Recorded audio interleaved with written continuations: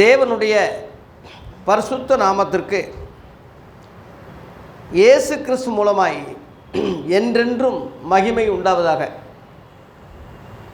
தேவனுடைய கிருபையினாலே இந்த 2025 ஜனவரி மாதத்தில் யோவான் சுவிசேஷத்தை தொடங்க கர்த்தர் கிருபை கொடுத்தார். இந்த கடைசி வாரத்திலே இதை நிறைவு செய்ய போகிறோம். கடந்த 2 வார காலமாக ஒரே அதிகாரத்தை ஏன் திரும்ப திரும்ப தியானிக்கிறோம் என்றால், ஒரு வீடு கட்டுவதற்கு முன்பாக அஸ்திபாரம் மிக அவசியமாக இருக்குது. அந்த அஸ்திபாரத்துக்கு ரொம்ப செலவு பண்ணுவாங்க, ரொம்ப நேரம் எடுப்பாங்க. அதுக்கு சோறு கட்டுறது ஈஸியாக டக்கு டக்குன்னு போயிடும். அஸ்திபாரத்துக்கு கண்டிப்பாக நேரம் கொடுத்து தான் ஆகணும், ஏன்னா ஃபவுண்டேஷன் முக்கியமானது. அதுபோல் இந்த யோவான் சுவிசேஷ தொடக்கம் மிக முக்கியமாக இருப்பதுனால அதை சரியாக ஆய்வு செய்து சரியாக அதை அஸ்திபாரம் போட்டு சரியாக அதில் கட்டமைப்பு பண்ணி மேலே போடுறது தான் உங்கள் உள்ளத்தில் ஆழமாக என்றைக்கு நிலைச்சி நிற்கும். 4 சுவிசேஷங்கள் ஒரே சரித்திரத்தை தான் சொல்கிறாங்க.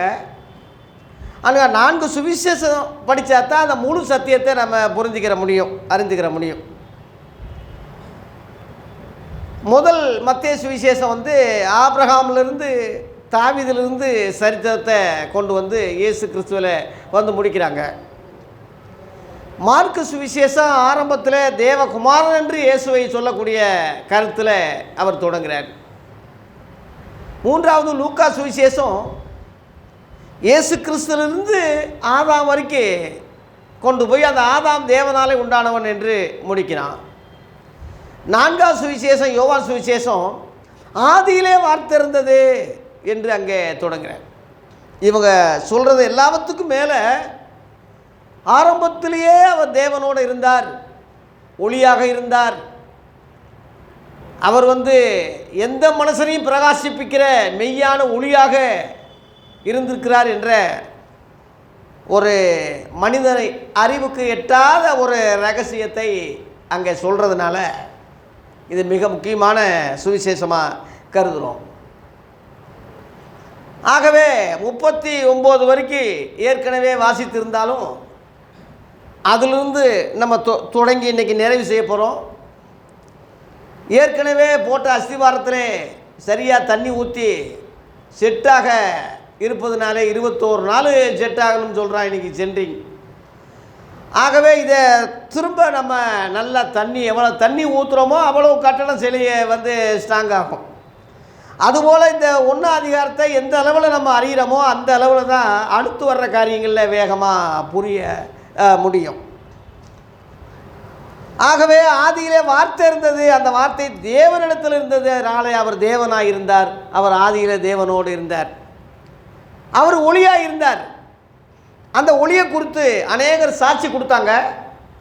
சாட்சி கொடுத்ததுனால அவங்க ஒளி அல்ல, ஒளியை குறித்து சாட்சி கொடுக்க சாட்சியாக தான் வந்தாங்களே தவிர அவங்க அந்த ஒளியாக நம்ம நினைக்கக்கூடாது. பழைய ஏற்பாட்டில் மாத்திரம் நிழல் தீர்க்க தரிசனங்கள் சொல்கிறதோட மற்ற புராணங்களையும் மற்ற இதிகாசங்களையும் இயேசு கிறிஸ்துவை பற்றிய அறிவிப்பு உண்டு, புரிதல் உண்டு, தீர்க்க தரிசனம் உண்டு, நிழலாட்டமாய் உண்டு என்ற கருத்தை உங்களுக்கு நான் அடிக்கடி சொல்லியிருக்கிறேன். அது பவுல் சொன்னது ஒரு உதாரணமும் சொல்லியிருக்கிறேன். இயேசு சொன்னாரா என்றால் இயேசுவும் சொன்னார். யோவான் 5:39 வேத வாக்கியங்களை ஆராய்ந்து பாருங்கள், அவைகளால் நித்திய ஜீவன் உண்டென்று எண்ணுகிறீர்களே, என்னை குறித்து சாட்சி கொடுப்பவைகளும் அவைகளே என்று சொல்கிறார். அதுதான் என்னை குறித்து சாட்சி கொடுக்குது.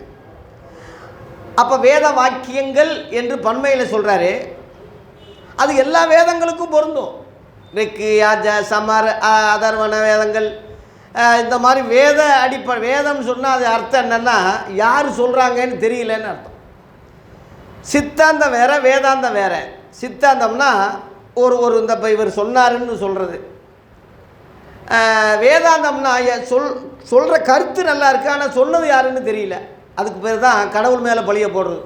கடவுளே தெரிஞ்சம்னாங்க, அதுக்கு பேர் வேதாந்தம். வேதக்காரங்க அப்படின்னு சொல்கிறது வேதாந்தம் அப்படின்னு சொல்கிறது.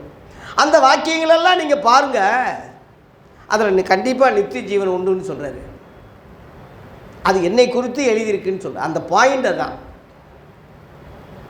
என்னை குறித்து எழுதியிருக்குன்னு புரிதல் இல்லாவிட்டால் அறிந்தது வேஸ்ட் ஆகிடும். கற்றதுனால் பயன் என்ன கடவுள் பாதம் தொழாரெனில் என்று குறளில் இருக்குது. கடவுளை தெரியாவிட்டா அறியாவிட்டா கற்றதுனால பிரயோஜனம் இல்லை. ஆகவே இயேசு கிறிஸ்து மெய்யான ஒளியாக வந்தார் என்ற புரிதல் அவங்களுக்கு வேணும். அர்த்தமுள்ள இந்து மதம்னு கண்ணதாசன் எவ்வளவோ எழுதினார், பாடினார்.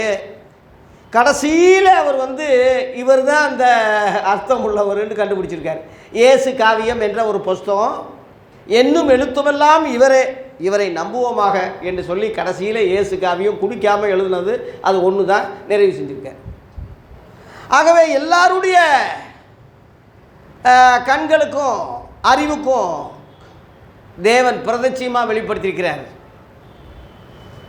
அவங்க அறியாவிட்டால் அது அவங்க தவறு, சொல்லாவிட்டால் தேவன் தவறு. சொன்ன பிறகு அவங்க அறியாவிட்டாலும் அறியாவிட்டாலும் கண்ணை திறந்தாலும் மூணுனாலும் அது அவங்க குற்றம்தான். மத்திய 24 அதிகாரத்தில் 14 போட்டிருக்கு, எல்லாருக்கும் சுவிசேஷம் அறிவிக்கப்படும், உலகமெங்கும் சர்வ சிருஷ்டிக்கு அறிவிக்கப்படும், அப்பொழுதே முடிவு வரும்னு போட்டிருக்கு. அதானே நியாயம். இப்போ லாட்டரி சீட்டு கொடுக்குறாங்கன்னா எல்லா சீட்டெல்லாம் விற்று தீர்த்த பிறகு தான் கொடுக்குறாங்க. அந்த மாதிரி எல்லாத்துக்கும் சொன்ன பிறகு முடிவு உண்டாகுதுன்னு போட்டு, எல்லாரும் மனம் திரும்ப பிறகு முடிவு உண்டாகும் நாங்கள் போடலை. அப்படின்னா முடிவே வராது. சொல்லணும். அவன் மனம் திரும்புறது திரும்பாதது அவனுடைய சுயாதீனத்தை பொறுத்தது. ஒருவன் எனக்கு அறிவிக்காவிட்டால் எனக்கு எப்படி தெரியும்னு ஒருத்தன் கேட்பானே, ஒருவன் சொல்லாவிட்டால் எனக்கு எப்படி தெரியும்னு கேட்பானே. அப்போ பழைய ஏற்பாட்டில் இயேசுவின் நாமம் அறிவிக்கப்படலையே, சொல்லப்படலையே. அப்போ அவங்கெல்லாம் மொத்தமாக நியாயந்திருப்பினால வரும்போது நீங்கள்லாம் இயேசுவை அறியலை. தாவீது முதல்ல சொல்கிறேன், மற்ற பரிசுத்த பழைய ஏற்பாட்டில் பெரிய பெரிய ஆள்கள் இருக்காங்க இல்லையா, எல்லாரையும் தான் சொல்கிறேன். தெரிவிக்காவிட்டால் எப்படி தெரியும்? இயேசு என்ற நாமமே தெரியலையே. ஏன்னா அந்த நாமத்தில் தான் ரட்சிப்பே இருக்குது. அவரால் என்று வேறு ஒருவராலும் ரட்சிப்பில்லை, வானத்தின் கீழெங்கும் மனுஷர்களுக்குள்ளே அவருடைய நாமமே அல்லாமல் வேறு நாமம் கட்டளைப்படவும் இல்லை அப்படின்னு இருக்க. ஆண்டவமாரே நாங்கள் ரட்சிக்கப்படுவதற்கு என்ன செய்யணும்னு சொல்லும்போது, கர்த்தராகிய இயேசு கிறிஸ்துவ விசுவாசி, அப்பொழுது நீயும் உன் வீட்டாரும் ரட்சிக்கப்படுவீர்கள். நீ இருக்க விடுதலையே இவர் நாமத்தில் தானே இருக்கு. அப்போ சொல்ல அதைத்தானே திட்டமாக சொன்னாங்க. அப்போ இவர் தெரியாட்டினா அறிவிக்காட்டினா எப்படி தெரியும்? இப்போ பழைய ஏற்பாட்டில் எடுத்துக்கிட்டால் ஆதாமிலிருந்து எடுத்துக்கிட்டால் எல்லாரும் பாவம் செய்து ஏகமாக கெட்டு போனாங்கன்னு இருக்கு. அந்த லிஸ்ட்டில் தான் தாவீது, யோபு, பெரிய பெரிய பரிசுத்தவான்கள், பழைய ஏற்பாட்டில் சாலமோனு, யார் நீங்கள் பெரிய ஆளுங்களுக்கு சாமுவேல் யார் சொல்கிறீங்களோ, மோசே முதற்கு எல்லாரும் இயேசுவை அறியாத புரியாத சரியாக தெரியாத தீர்க்கதரிசிகளாக இருக்கலாம், மேதைகளாக இருக்கலாம். ஆனாலும் ஆதாமுக்குள்ளே அவங்க பாவிகள் ஆக்கப்பட்டது தானே. அந்த ரட்சிப்பு அவங்களுக்கே ரட்சிப்பு இயேசுவின் நாமத்தில் இயேசுவின் மூலமாக தான் வருது. ஒரே வார்த்தை தான், ரொம்ப இல்லை. இயேசு கிறிஸ்து தேவகுமாரன்னு விசுவாசிக்கிறேன், அவ்வளவுதான். எனக்காக பலியாக தேவனாலே அனுப்பப்பட்டவர் இவர். தேவ ஆட்டுக்குட்டி உலக பாவத்தை எல்லாம் சுமந்து தீர்த்துட்டார். என்னை ரட்சிக்க என் பாவத்தை எல்லாம் உலக தோற்றம் முதல் அடிக்கப்பட்ட ஆட்டுக்குட்டி, உலக பாவத்தை எல்லாம் சுமந்த தீர்த்த தேவ ஆட்டுக்குட்டி, என்னையும் என் பாவத்தையும் சேர்த்து தான் சுமந்திருக்காரு. எனக்கு ரட்சகர் இவர் தான். இவர் தேவனாலே அனுப்பப்பட்ட தேவகுமாரன் விசுவாசிக்கிறேன், அவ்வளோதான். ஐயா ரொம்ப கஷ்டம்லாம் கிடையாது. ஆகவே பழைய ஏற்பாட்டுக்காரங்களுக்கு அது சொல்கிறதுக்கு யார் இருக்காங்க?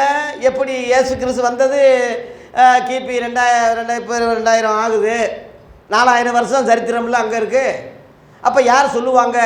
அந்த காரியத்துக்கு தான் ஏற்கனவே உங்களுக்கு பல முறை நான் விளக்கியிருக்கேன். அவர் சிலுவையில் உயிர் விடும்போது மறித்து காவலுள்ள ஆவிகளுக்கு பிரசங்கித்தாருன்னு சொல்லி 1 பேதுரு 3 அதிகாரத்தில் 18-19 இருக்குது. ஒரு முக்கியமான காரியத்தை திரும்ப திரும்ப சொல்கிறது தப்பு இல்லை. ஒரே விஷயத்தை மெய்யாகவே திரும்ப ஏன் சொல்கிறாருன்னா அது தப்பு இல்லை. ஆழமாக பதிய வேண்டியது இருக்குது மக்களுக்கு. அவர் சிலுவையில் தன்னுடைய சரீரத்தை தொங்க போட்டு தன்னுடைய ஆவியிலே அவர் போனார்ன்னு இருக்கு, அங்கே போட்டிருக்கு. ஆவியிலே அவர் போய் காவல் உள்ள ஆவிகளுக்கு பிரசங்கித்தார். அந்த ஆவிகள் நோவா காலத்திலே அங்கே வருது. தேவன் நீடிய பொறுமையோடு காத்திருந்த போது கீழ்ப்படியாமல் போனவைகள் 8 பேர் சரீரத்தில் காக்கப்பட்டாலும் மற்ற எல்லாம் அழிஞ்சாங்கன்னு இருக்கு. அவங்களுக்கு இயேசுவி நாம சொல்லப்படலை. நீதியை குறித்து நோவா பிரசங்கித்தான்னு பேதுரு சொல்கிறானே தவிர இயேசுவை பற்றி பிரசங்கித்தான்னு இல்லை. இயேசுவி நாமத்தில் தானே ரட்சிப்பே இருக்குது. நீதியை பற்றி நியாயத்தை பற்றி பேசலாம், ரட்சிப்பு இயேசுவி நாமத்தில் இருக்குது. இப்போ அது சொல்கிறதுக்கு அங்கே ஆள் இல்லையே. அதனால் யாரை அனுப்புவேன், யார் போக முடியும்? போக முடியாது. இவரே போகிறார். எப்படி போகிறாரு? ஆவியில் போகிறார். சரீரத்தில் போக முடியாதுங்க. சரீரத்தில் உள்ளவங்களை சந்திக்க வார்த்தையானவர் சரீரமானார். ஆவிகளை சந்திக்க ஆவியில் போகிறாரு. ரகசியத்தை புரிஞ்சுக்குங்க. இதெல்லாம் அப்போஸ்தலர்கள் சொல்லித்தான் நமக்கு தெரிஞ்சது. இல்லாட்டினா பழைய ஏற்பாட்டுக்காக ஏவன் சொன்னால் யார் எழுதியிருக்காங்க? ரகசியங்கள்லாம் இங்கே தானேயா இருக்குது, பூர்வத்தாருக்கு அறிவிக்கப்படல, தெரியாதுன்னே இருக்குது. எபேசியர் 3:6 படிங்க. ஒரு முக்கியமான சில விஷயங்கள் நீங்கள் படிக்க வேண்டியது இருக்குது. எபேசியர் 3:6 படிங்க.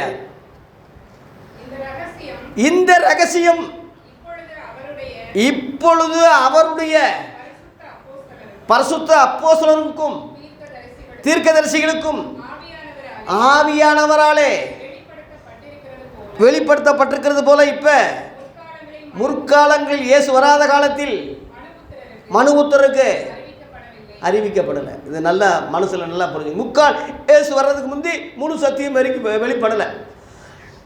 அதான் எபிரேயரில் போட்டிருக்கு, பங்கு பங்கா வகை வகையாய் பிதாக்களுக்கு தேவன் சொன்னார்ன்னு இருக்கு. முழுசாக சொல்லலை. இந்த கடைசி நாட்களில் குமாரன் மூலமாக திருவுளம் பற்றினார்.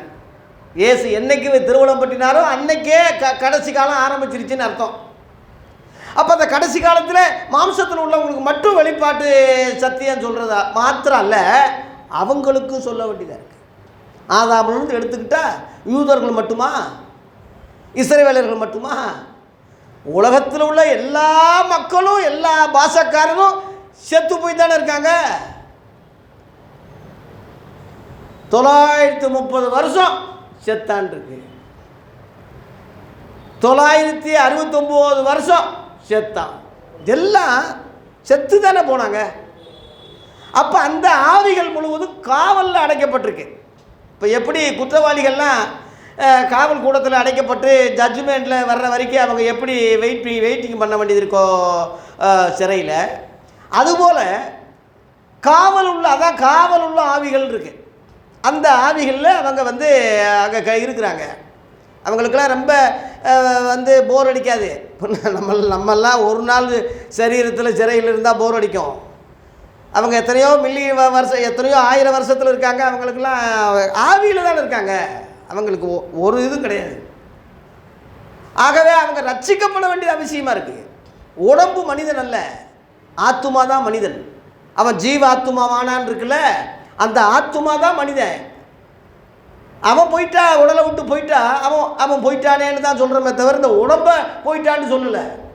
ஐயா எங்கள் விட்டு போயிட்டீங்களே, அப்பா எங்களை விட்டு போயிட்டீங்களேன்னா எங்கே இப்போ தான் படுத்து நீளமாக கண்ணாடி பெட்டியில் படுத்து தானே இருக்கார். போயிட்டாருன்னா இங்கே தானேயா இருக்கார். போயிட்டாருன்னு ஏன் சொன்னான்னா அவனுக்கே சொல்ல தெரியாது. ஆமாம், இவர் இல்லை மண்டையை போட்டாருன்னு சொல்கிறது காரணம் அவர் உள்ளவர் இவர் மண்டையை போட்டுட்டு அவர் போயிட்டாருன்னு அர்த்தம். அவர் அதான் மனுஷன், அதான் ஆத்துமா. இவர் பாடி போனோம். இதெல்லாம் நமக்கு தெரியும். அவர் ரட்சிக்கப்பட வேண்டியதாக இருக்கு. பாவம் செய்கிற ஆத்துமாவே சாகும். எல்லாரும் பாவம் செய்து ஏகமாக கெட்டு போனார்கள், நன்மை செய்யும் ஒருத்தனும் கிடையாத போது செத்த ஆத்துமாக்கள் அவங்க. அந்த செத்த ஆத்துமாக்களுக்கு ஜீவன் உண்டாயிருக்க அது பரிபூர்ணப்படவும் வந்தேன்னு சொல்கிறேன். திருடன் திருடவும் கொல்லவும் அழிக்கும் வருகிறான் என்று வேறு ஒன்றுக்கும் வரான். யோவான் 10:10 இருக்கு. நானும் அவைகளுக்கு ஜீவன் உண்டாயிருக்கவும் அது பரிபூர்ணப்படவும் வந்தேன். சாத்தானால எல்லாம் செத்தாங்க, இயேசுவால எல்லாரும் பரிபூர்ணப்படணும். இதுதான் திட்டம். ஆகவே அவங்க சாத்தானால சாகடித்த அந்த ஆத்துமாக்கள் இயேசுவால பிழைக்கும்படி அவர்களுக்கும் சுவிசேஷம் அறிவிக்கப்பட்டது. சுவிசேஷம் என்ற வார்த்தையே அங்கே வருது. 1 பேதுரு 4:6 சரீரத்திலே அவங்க தண்டனை ஒரு வேளை அடைஞ்சு செத்துருந்தாலும் ஆவியிலே பிழைக்கும்படி, இந்த வார்த்தை பாருங்கள் மிக முக்கியமானது. ஆவியில் ஆத்துமாவில் அவங்க பிழைக்கும்படி அவர்களுக்குன்னு இல்லாமல் அவர்களுக்கும் சுவிசேஷம் அறிவிக்கப்பட்டது. சுவிசேஷம் என்ற வார்த்தை பழைய ஏற்பாடு கிடையாது. சுவிசேஷம் சொல்கிறதே மார்க் 1 இயேசு கிறிஸ்து தானே ஆரம்பம். அந்த சுவிசேஷம் சொல்கிறது நற்செய்தின்ற அர்த்தம் தானே. அந்த நற்செய்தி இன்று கர்த்தராகி இயேசு கிறிஸ்து இரட்சகர் தாவீதின் ஊரில் உங்களுக்கு பிறந்துட்டார் என்பது தானே நற்செய்தி அறிவிக்கிறேன்னு சொன்னது. இயேசு இந்த உலகத்தில் ரட்சிக்க வந்தது தானே நல்ல செய்தி. எப்படி ஒரு தூக்கு கைதிக்கு கருணை மனு போய் ஜனாதிபதி விடுதலைன்னு சொன்ன மாதிரி மரிச்சு போன ஆத்துமாவை, அதாவது எபேசியர் 2:1 பாவத்தினாலும் அக்கிரமத்தினாலும் மரித்தவர்களாக இருந்த உங்களை அவர் உயிர்ப்பித்தார்னு இருக்கு. பாவம் அக்கிரமத்தில் ஜனங்க மறிச்சிருக்காங்க. அவர்களுக்கு கூட சுவிசேஷம் அறிவிக்கப்பட்டது. பழைய ஏற்பாடு சுவிசேஷம் கிடையாது. இயேசு தான் சுவிசேஷம். அவர் தான் நற்செய்தி. அவர் போய் சொல்கிறத தவிர வேற யாரும் சொல்ல முடியாது. ஆகவே அங்கே கன்வென்ஷன் நடக்குது. வெள்ளி சனி ஞாயிறு 3 நாள் கன்வென்ஷன். ஆவியிலே போய் அங்கே பிரசங்கம் பண்ணுறாரு. அந்த பிரசங்கம் பண்ணிவிட்டு 3ஆம் நாள் தேவன் அவரை உயிரோடு எழுப்பி கொண்டு வரும்போது சரீரத்தை அதுக்குள்ளே அடக்கம் பண்ணிட்டாங்க, கல்லை போட்டுட்டாங்க. அதில் வேதவார பரிசெய்யர் சொல்கிறாங்க, இவங்க உயிரோடு இருக்கும்போதே நான் 3ஆவது நாள் எந்திரிப்பேன்னு சொன்னார். அவங்க சீடர்கள் எடுத்துகிட்டு போய் உயிர் தெழுந்துட்டாருன்னு சொன்னால் முந்தி உள்ள சொன்ன எத்தை விட இது ரொம்ப பெரிய ஏமாத்தாயிரும், பெரிய குழப்பமாயிருமையா, காவல் வைக்கணும்னு சொல்லும் போது உங்களுக்கு தான் ஆள் இருக்கே, காவல் வச்சுக்கிங்கன்னு பிலாத்து சொல்கிறான். அந்த மாதிரி காவல் காக்குறாங்க. 3 நாள் இரவும் பகலும் டியூட்டி ஷிஃப்ட்டு. ஞாயிற்றுக்கிழமை அதிகாலையில் கல்லறைகள் பிளக்க, கல்லுகள் ஓட, பூமி அதிர்ச்சி உண்டான மாதிரி ஒரு இடி முழக்கம் போல ஒரு சத்தம் உண்டாகி சங்கிலியெல்லாம் உடஞ்சி கட்டுகள்லாம் எல்லாம் அந்த கல்லே உருண்டு போயிடுச்சு. ஓடி போய் பார்க்குறாங்க, ஏசு இல்லை. உடனே ஓடி போய் அங்கே போய் சொல்கிறாங்க, உள்ளது சொல்கிறாங்க, ஐயா இந்த மாதிரி நாங்கள் இருந்துக்கிட்டு தான் இருந்தோம். ஒரு பேரொளி ஏற்பட்டு ஒரு தேவதூதனே வெள்ளையாக அங்கே பெரிய இதாகி ஏசு உயிர் தெழுந்துட்டார் சொன்ன மாதிரியே விழுந்துட்டார், உள்ள ஆள் இல்லை. உடனே அவங்க பயந்துட்டாங்க. ஐயோ இப்படிப்பட்டவரை நம்ம இவ்வளவு கொடூரமாக நம்ம செஞ்சிட்டோமே, நம்ம வெளியே சொன்னால் நமக்கு பதவி போயிடும், இல்லை கொன்றுவாங்க. பதவி போனால் ஒன்றும் இல்லை, கொன்றுவாங்க. அதனால காசை கொடுத்து அவங்கள சரி கட்டிட்டாங்கன்னு இருக்கு. காசை கொடுத்து சீசர்கள் அவரை களவாண்டி போயிட்டாங்கன்னு சொல்லுங்க. காசை கொடுத்து சரி கட்டிட்டாங்க போட்டிருக்கல. அப்புறம் இயேசு அங்கே தான் நிற்கிறாரு. முதல் தரிசனம் மகதலேனா மரியாள் அம்மாவுக்கு தான் தர்றாரு. எல்லோரும் வர்றாங்க போகிறாங்க, எல்லாம் பார்த்துட்டு போயிட்டாங்க, ஆள் இல்லை. இந்த அம்மா மட்டும் நின்றுக்கிட்டு அழுதுகிட்டே இருக்குது. யோவான் 20ஆம் அதிகாரத்தில் போட்டிருக்கு, சிறியே ஏன் அழுகிறாய். அது தோட்டக்காரன்னு நினைக்கிறேன். ஐயா நீ அவரை எடுத்துகிட்டு போயிருந்தா கூடிய ஆள். அந்த அம்மா கேட்குது, மரியாளேன்னு கூப்பிட்றாரு. அந்த வார்த்தை, அந்த குரல் அமைப்பு அந்த அம்மாவுக்கு தான் தெரியும், இயேசுவின் குரல். டக்குன்னு ரபுனி, அதாவது போதகரே அப்படின்னு சொல்லி, நீங்கள் தானே வந்துட்டீங்களா சொன்ன மாதிரி சொல்லி ஓடி போய் கும்பிட போகிறா. என்னை தொடாத 17 என் பிதாகிட்டையும் உங்கள் பிதாகிட்டையும் என் தேவனிடத்துக்கும் உங்கள் தேவனிடத்துக்கும் நான் ஏறி போகிறேன், என் சீடர்களுக்கு போய் இதை சொல்லு, உன் சகோதரருக்கு சொல்லுன்னு சொன்னார். முதல் தரிசனம் அந்த அம்மாவுக்கு தர. அதன் பிறகு சீடர்கள் வீடை பூட்டி உள்ள பயந்துக்கிட்டு இருக்கிறாங்க. யோவான் 20ஆம் அதிகாரத்தில் போட்டிருக்கு, அங்கே தரிசனமாகிறாரு. தோமா நம்பாமல் இருக்கான். சில சீசர்கள் சொல்கிறாங்க, அதெல்லாம் எப்படி அவர் செத்து போனவர், அவர் சும்மா ஏதோ தரிசனத்தில் சொல்லியிருக்காரு பிரசங்கத்தில். வந்தால் கையை போட்டு என் உடம்பை நல்லா பார்த்து என் கையை அந்த ஓட்டையில் விட்டு நல்லா செக் பண்ணி தான் நம்புவேன். அதுக்கு நம்ம குறை சொல்கிறோம், அதான் கரெக்டுன்னு சொல்கிறேன். அதை குறை சொல்லாதீங்க. தோமா சொல்ல அதுதான் கரெக்டுன்னு சொல்கிறேன். அந்த மாதிரி இருக்க போய் தான் கன்ஃபார்மாக நமக்கே தெரியுது ஏசு உயிர் தெழுந்தார். இல்லாட்டினா சும்மா நிழலில் அப்படியே தரிசனமாகி நம்மளே சந்தேகப்பட்டுருவோம். நம்ம சந்தேகத்துக்கெல்லாம் தீர்வாக அவன் தொட்டு பார்க்குறேன்னு சொல்லிட்டான். அவனுக்காகவே தரிசனமாகிறா. 8 நாளைக்கு பிறகு தரிசனமாகி, தோமா இங்கே வாப்பா, ஏன் விழாவை பாரு, என் காயத்தை பாரு, இந்தா உடம்ப பாரு, என் கையை பாரு, பக்கத்தில் நிற்கிறேன். சிலர் சந்தேகப்பட்டாங்கன்றிருக்கு. சாப்பிட்றாரு, இந்தா ஆவி கிடையாது, என்னை தொட்டு பாருங்க, ஆவிக்கு எலும்பு இருக்காதே, சதையெல்லாம் இருக்காதே, பாருங்கள், தொட்டு பாருங்க, சும்மா தொடுங்க. இந்த மாதிரி உயிர்த்திருந்தவர் உலகத்தில் எவனும் எந்த மகானும் கிடையாது. லேலுயா. தேவன் ஒருவர் இருந்தால் உயிர்த்தெழுவது சாதாரண காரியம். அது எப்படி நடக்கும்னா அப்போ கடவுளே இல்லைன்னு போயிரு ஒரே அடியா. கடவுள் இருக்குன்னு பொதுவாக சொல்கிறீங்களே, அது இவருக்கு அற்ப காரியம். உயிர்த்தெழுதல் சாதாரண காரியம். மனுஷனால் முடியாது, தேவனால் முடியும். தேவனால் கூடாத காரியம் ஒன்றும் இல்லையே. அவர் எப்படி பிறந்தாரோ அப்படித்தான் உயிர்த்தெழுந்தார். பிறக்கிறது எப்படி அதிசயமோ உயிர்த்தெழுதல் அதிசயம். உயிர்த்தெழுந்தது உண்மை. திடீர்னு போயிட்டா சந்தேகப்பட்டுருவாங்கன்னு சொல்லி 40 நாள் அளவு தரிசனம் கொடுத்தாரு. 1 நாள் 2 நாள் 40 நாள். எம்மாவூருக்கு சீசர்கள் புலம்பிட்டு போகிறாங்க, அங்கே கூட போய் நடந்து பேசி அங்கே சந்தேகத்தை போக்குறாரு. திரும்ப மீன் பிடிக்கே போயிட்டான். யோவான் 21 பழைய கூலி திரும்ப மீன் பிடிக்க போகிறேன், எல்லாரும் நாங்களும் வருகிறோம், போயிட்டாங்க. அங்கே தேடி போகிறாரு. அங்கே தேடி போய் அவங்க பாணியிலேயே ஏப்பா புசிக்கிறதுக்கு எதாவது உண்டான கரையிலிருந்து பேசுகிறாரு. அவங்க ஒன்றுமே இல்லைன்னு சொல்கிறாங்க. அப்போ கூர்மை அந்த வலதுபுறத்தில் இங்கிட்டு மாற்றி போடுன்னு சொல்கிறாரு. மாற்றி போடுறாங்க, இழுக்க முடியல, அவ்வளோ மீன் கிடச்சிருக்கு. அப்போ ஒருத்தன் சொல்லிட்டா அவர் கர்த்தர்னு சொல்லிட்டாரு. உடனே பேர் அவன் தான் முந்திரி கொட்டையாச்சே, அப்படியே பல்ட்டியாக அப்படியே கீழே குதித்து நீச்சல் அடிச்சுட்டு வந்தான்ருக்கு. மற்றவங்கெல்லாம் இழுத்துட்டு வர்றாங்க. அதுக்கு பிறகு துண்டங்க இதெல்லாம் சாப்பிட்றாரு, மீனெல்லாம் சாப்பிட்றாரு. அவங்களுக்கு முன்னாடியே சந்தேகம் போக்குறதுக்காக 40 நாள், 1 நாள் 2 நாள் இல்லை, 40 நாள் அளவு உயிர்த்தெழுந்து தரிசனம் கொடுத்தார். அதன் பிறகு அப்போஸ்தலர் 1ஆம் அதிகாரத்தில் எல்லாரும் கண்களும் காண பரலோகத்துக்கு எடுத்துக்கொள்ளப்பட்டார். எடுத்துக்கொள்ளப்படும் போது சொன்ன கட்டளை தான், நீங்கள் உலகமெங்கும் சர்வ சிருஷ்டிக்கு நீங்கள் தான் சாட்சி. 3 வருஷம் ட்ரைனிங் பிரசங்கம் கேட்டாங்க. நான் சொன்னபடியே உயிர்த்தெழுந்ததையும் 100க்கு 100 நீங்கள் தான் சாட்சி.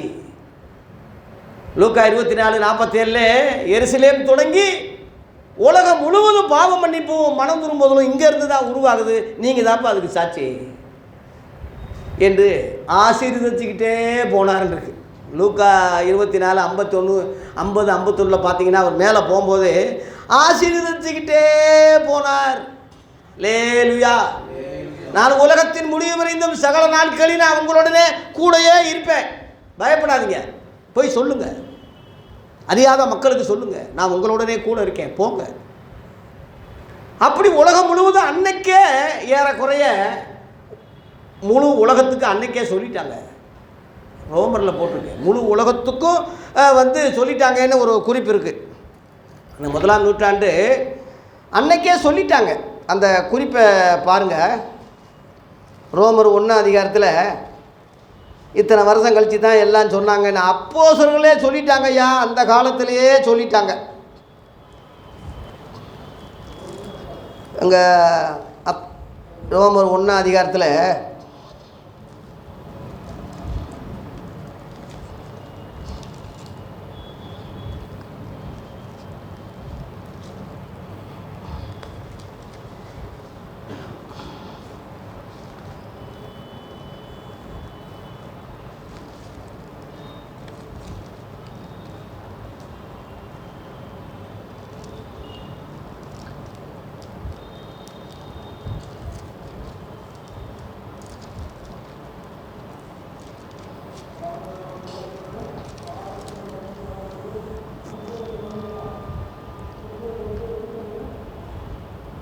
எட்டு படிங்க. 1:8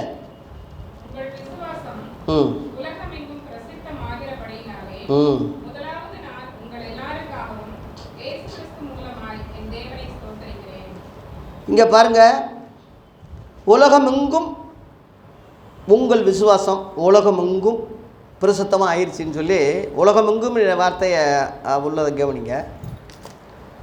அதான் சர்வ சிருஷ்டிக்கும் பேசுங்கன்னு மார்க்கில் போட்டிருக்கு. சர்வ சிருஷ்டிக்கும் பேசுங்கன்ட்டு.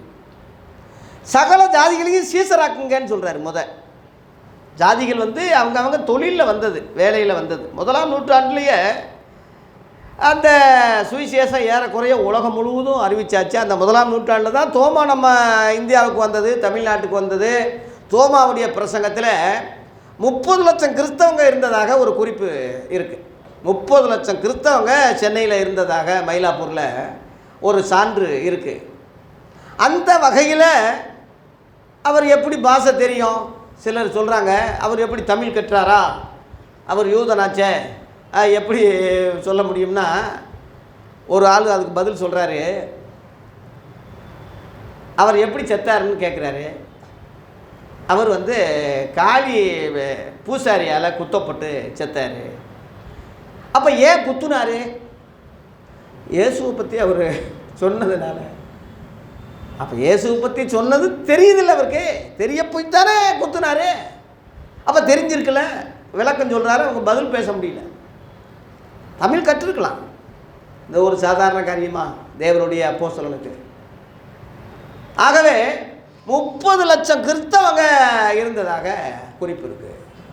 அந்த காலகட்டம் தான் திருவள்ளுவர் வாழ்ந்ததாக அந்த மயிலாப்பூர் பகுதியில் சிலர் சான்றுகள் சொல்கிறாங்க. அவர் உண்மையிலேயே அவர் பூர்வீக ஊர் கேரளா பக்கம் இருந்ததாக சிலர் சொல்கிறாங்க. எப்படியோ எங்கிட்டோ இருந்துட்டு போட்டோம். 1ஆம் நூற்றாண்டில் ஏறக்குறைய சுவிசேஷம் அப்போஸ்தலர்களால் அறிவிச்சாச்சு. அதன் பிறகு தான் 325 பிறகு தான் ரோமாபுரியில் கான்ஸ்டேன் என்ற ஒரு அரசன் கிறிஸ்தவனாக மாறி போப்ப தலைவராக வச்சு ஆரம்பித்தான். உலகம் முழுவதும் அவங்க ஆண்டதுனால கிறிஸ்துவத்தை வேகமாக பரப்புனாங்க. கத்தோலிக்க ஆளுங்க தான் இப்போ ரொம்ப அதிகமாக இருக்காங்க. உலகத்தில் அளவில் எடுத்துக்கிட்டால் கிறிஸ்தவனா கத்தோலிக்க கிறிஸ்தவங்க தான் அதிகம். ஏன்னா அவங்க உலகம் முழுவதும் பரப்பியிருக்காங்க. அவங்க தான் இது. எல்லா மதங்களையும் பழைய ஏற்பாடும் புதிய ஏற்பாடு எல்லாம் இப்போ இன்றைக்கி உள்ளதெல்லாம் அவங்க செஞ்ச காரியம்தான்.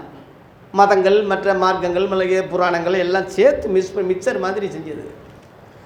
அதில் எல்லாம் அறியாமையில் அப்படியே இருந்திருக்கிறாங்க. அதில் புரட்சி செஞ்சவர் தான் மார்ட்டின் லூதர், 15ஆம் நூற்றாண்டு. அவங்களோட மற்ற சபைகள்லாம் சேர்ந்து போராடி வெற்றி பெற்றாங்க. வெற்றி பெற்ற பிறகு மத சுதந்திரம் ஏற்பட்டு புரொட்டஸ்டாண்டுன்னு சொல்லி ஒன்று இவங்களுக்குன்னு தனி பைபிளை வச்சுக்கங்கன்னு சொல்லி அதான் எல்லாம் உங்களுக்கு தெரியும்.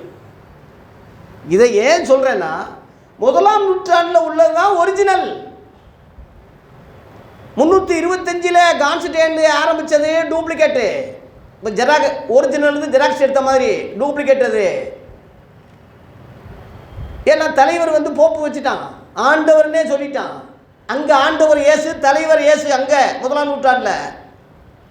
இங்கே 300-400 வருஷத்துக்கு பிறகு இங்கே ஆரம்பிக்கும் போது தலைவர் மனுஷனாயிட்டான், ஆண்டவரும் மனுஷனாயிட்டான். இது தவறுன்னு சொல்லி கண்டுபிடிச்சி போராடின அந்த மார்ட்டின் லூதர் திரும்ப 1ஆம் நூற்றாண்டுக்கு போகாமல் இவர் பேர்லேயே ஒன்று ஆரம்பித்தார், மார்ட்டின் லுத்ரன் சபைன்னு சொல்லி, டிஎல்சி. அவங்களோட சேர்ந்தவங்க முழுவதும் அவங்க மாதிரியே அவங்க தலைவர் ஆகிட்டாங்க. அவங்க சாபனம் ஆயிடுச்சு, அவங்க ஒரு பேர் ஆயிடுச்சு. இப்படி தாயா வந்தது. அப்போ 1ஆம் நூற்றாண்டில் உள்ள அந்த ஒரிஜினலை விட்டுட்டு 4ஆம் நூற்றாண்டுலையும் 15ஆம் நூற்றாண்டிலும் உண்டான ஸ்தாபனங்களையும் தலைவர்களையும் பின்பற்றி போய் மண்ணையும் சோத்தையும் சேர்த்து சாப்பிட்ட மாதிரி குழப்பவாதிகளை ஆயிட்டீங்களே என்று இத்தனை வருஷத்துக்கு பிறகு நான் அதை தெளிவாக கண்டுபிடிச்சிருக்கிறேன்.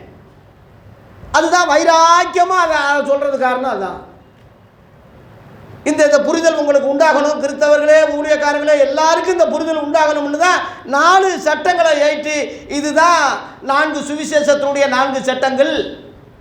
4 சுவிசேஷத்திலே ஒரே சரித்திரம் அடக்கின மாதிரி 4 கட்டளைகளே சட்டங்களில் இந்த முழு கிறிஸ்தவ அமைப்பும் இதில் இருக்குது.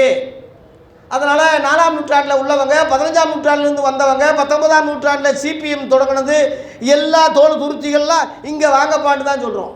இங்கே வந்துருங்க, எல்லாம் தூக்கி போட்டு. அதான் கலப்பனை ஆயிடுச்சு. அது கிறிஸ்து இருக்காரு, கலப்பனை ஆனால் அதை குறித்து இயேசுவே சொன்னார். மத்தேயு 24:5 என் நாமத்தை தரித்து கொண்டு உங்களிடத்தில் வருவார்கள்னு சொன்னார். அப்போ என் பேரை சொல்லிக்கிட்டே வருவாங்க இருக்கு. வேற சொன்னால் கிறிஸ்தவ சபைன்னு சொல்ல மாட்டோம்ல. அதனால 2 இயேசு ஆயிடுச்சு. ஒரிஜினல் இயேசு 1ஆம் நூற்றாண்டில் உள்ளவர், வேறு ஒரு இயேசு என்பது இவங்களா செட்டப் பண்ணது. அதை குறித்து வேதத்தில் போட்டிருக்கு.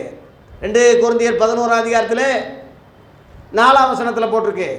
எப்படியெனில் நாங்கள் பிரசங்கியாத வேறொரு இயேசு, நீங்கள் ஏற்றுக்கொள்ளாத வேறொரு சுவிசேஷம், நீங்கள் உங்களுக்கு பெற்றுக்கொள்ளாத வேறொரு ஆவி இங்கே போட்டிருக்கு. அதை மட்டும் படிங்க. 2 கொரிந்தியர் 11 4ஆம் வசனம் பாருங்க. 2 கொரிந்தியர் 11:4.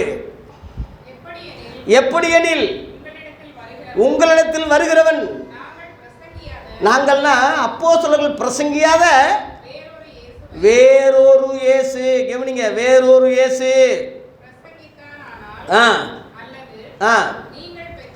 நீங்கள் பெற்றிராத வேறொரு ஆவி. 1ஆம் நூற்றாண்டில் பரிசுத்த ஆவியானவர் வந்துட்டாரு, எல்லார் மேலே இறங்கிட்டாரு. ஆனால் இவன் வேறொரு ஆவியை பற்றி இன்னைக்கு உள்ளவன் வந்து வேறொரு ஆவியில் செயல்படுறான். அதனால ஆவியானவர் சொல்லப்பட்ட அந்த வசனத்தை விட்டு விலகி இவனா வந்து வேற ஆவியில் இறங்குற மாதிரி சிரிக்கிறது, ஹோஹோன்னு சொல்கிறது, உருள்றது, இவன் என்னென்னமோ ஆவியானவர் பேரில் இவன் செய்கிற அநியாயம் அட்டூழியம் கொஞ்சம் நஞ்சம் இல்லை, அது வேறொரு ஆவின்னு இருக்குது. அப்புறம் கவனிங்க, இந்த சுவிசேஷமே வேறொரு சுவிசேஷம் தான் சொல்லிக்கிட்டு இருக்கான்னு அன்னைக்கே சொல்லிட்டாங்களே. எச்சரிப்பா, அன்னைக்கே சொல்லிட்டாங்களே. இதை சொல்கிறவன் யாரு, எப்படிப்பட்டவங்க சொல்லுவாங்க? எல்லாருமா சொல்லுவாங்க? எப்படிப்பட்டவங்க சொல்லுவாங்க? 13 போட்டிருக்கு. அப்போ அவர்கள் யாரு? அப்படிப்பட்டவர்கள். அப்போஸ்தலன் இப்போ எத்தனையோ பேர் போடுறாங்க. எந்த அப்போஸ்தலன் நீங்கள் செக் கொஞ்சம் கேள்வி கேட்டு கொஞ்சம் உரசுங்க, கண்டுபிடிச்சிருவீங்க. கள்ள அப்போஸ்தலன். அப்புறம் வேலையாள்னா ஊழியக்காரன், ஆனால் கபடமுள்ள ஊழியக்காரன். கிறிஸ்துவுடைய ஒரிஜினல் அப்போஸ்தலனுடைய வேஷம் தரிச்சவன். அது ஆச்சரியம் அல்லவே. சாத்தானு என்ன செய்வான்? ஒளியின் தூதனுடைய வேஷத்தை தரிச்சுக்கிறானே. அவன் எப்படி டக்குன்னு அவன் தான் ஒருத்தனை அக்னி கடலில் கொண்டு போகிறதுக்கு அவன் என்ன செஞ்சாலும் செய்வான் ஐயா. அப்புறம் படிங்கம்மா. ஆகையால், இங்கே கடைசி இந்த பாயிண்ட் அது. ஆகையால்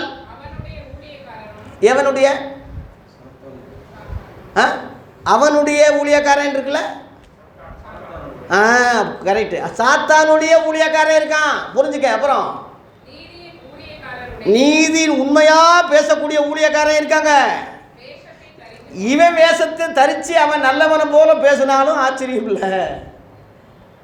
அவர்கள் கனியினாலே அறிவீர்கள் சொல்லி இயேசுவே சொன்னார். கனிகள், அதாவது கிரியைகளை வச்சு புரிஞ்சுக்குங்க. நான் இயேசுவை கண்டேன், இயேசுவை பார்த்தேன், இப்போ தான் வெளிச்சம் வந்துச்சு, நேரடியாக நின்னாருன்னு சொல்கிறாங்களே. சரி, இயேசுவை பார்த்த சவுல் உடைய வாழ்க்கை எப்படி மாறினது? சவுல் தரிசித்தான். அவன் வாழ்க்கை எப்படி இருந்தது, எப்படி மாறினது, கடைசி வரைக்கும் எப்படி இருந்தான்? இன்னைக்கு சொல்கிறானே பார்த்தேன்னு, இவன் வாழ்க்கை எப்படி இருக்கு? எவ்வளவு ரைடு, எவ்வளவு அநியாயங்கள், எவ்வளவு பணம், எவ்வளவு சொகுசு வாழ்க்கை, தன்னைத்தானே வெறுத்து செத்தாங்க ஐயா. இவன் எவ்வளவு டெக்கரேஷன், எவ்வளவு டியூட்டி பார், எவ்வளவு அலங்காரம், எவ்வளவு குத்து நடனம், டான்ஸு. இயேசுவை பார்த்தேன்னு சொல்கிறான். அடிக்கடி பேசி பார்க்குறான பேசுகிறானமே. ஒன்று பொய்யா இருக்கணும், துணிகரமாக பொய் சொல்கிறவன் இருக்கான்ல இருக்கணும், இல்லை உண்மையாக இருக்கணும். அந்த உண்மையாக இருந்தால் அது வேற ஒரு இயேசு. இந்த மனசுக்குள்ளே வச்சுக்கோங்க. ஒரிஜினல் இயேசு இல்லை. ஒரிஜினல் இயேசு இங்கேயே சொல்லிட்டாரு. எப்படி நான் ஜெபிக்க வேண்டும், எதற்காக ஜெபிக்க வேண்டும் கற்றுத்தாரும் ஆவியானவரே. ஏற்கனவே கற்றுக் கொடுத்துட்டாரு. நீங்கள் ஜெபம் பண்ண வேண்டிய விதமாவதுன்னு கற்றுக் கொடுத்துட்டார். இன்னொரு முறை கொடுக்க மாட்டார். திரும்ப திரும்ப சொல்கிறதுக்கு அவர் மெண்டல் பிடிச்சவர் கிடையாது. சொல்லிட்டார், கற்றுக் கொடு, நீங்கள் ஜெபம் பண்ண வேண்டிய விதமாவது சொல்லிட்டார்ல. எப்படி நான் கற்றுத்து இனிமேலே அவர் கற்றுக் கொடுப்பாரு? சொல்லித்தாரும் கர்த்தாவேன்னா சொல்லி கொடுத்து இவருக்கு இன்னும் புதுசாக இப்போ சொல்லுவாரா மக்களுக்கு? அது என்ன லாஜிக்கு? 6 அறிவு உள்ளவன் அறிய வேணாம், ஏற்கனவே சொல்லிட்டாரு. யோவான் 15:15 போட்டிருக்கு, என் பிதாவிடத்தில் கேள்விப்பட்ட எல்லாவற்றையும் சொல்லிட்டேன்னு சொல்கிறார். எல்லாவற்றையும் சொல்லிட்டேன், அதனால உங்களை ஃப்ரெண்டு சிநேதன் சொல்கிறேன் அப்படி சொல்கிறாரு. ஒளிவு சிநேதன் சொல்லும் போது ஒளிவு மரம் எல்லாம் சொல்லி அந்த மாதிரி ஏசு எல்லாத்தையும் சொல்லிட்டாரு. இப்போ சொல்லிக்கிட்டு இருக்கு. இப்போ திரும்ப திரும்ப சொல்ல மாட்டார். ஒரு மெண்டலை பிடிச்சவன் தான் அப்படி சொல்லுவான். திரும்ப திரும்ப சொன்னதே திரும்ப திரும்ப முடியலையா, திரும்ப திரும்ப இதான வேலை. சொன்னது தான் சொல்லிட்டாரு. ஆனால் இப்போ நீ நம்ம மறந்துடுவோம் சொல்லி தெரியாமல் ஒருவேளை போயிடுவோம்னு சொல்லி தான் ஆவியானவரை அனுப்பினார். நினைப்பூட்டுவார், என்னுடையவைகளை உங்களுக்கு என்ன செய்வார். அதுதான் இன்னைக்கு நம்ம நினைவு கூர்ந்து இயேசுவை பற்றி வசனப்படி நம்ம பேசுகிறோம்னா, ஆவியானவர் பெந்தேகோஸ்து நாளில் இறங்கினவர் இப்போ இருக்காரு. அவரும் நினைப்பூட்டுறாரு, அவருடையதில் எடுத்து பேசுகிறாரு. இவர் சுயமாக சொல்லலேன்னு இயேசு சொல்கிறாரு.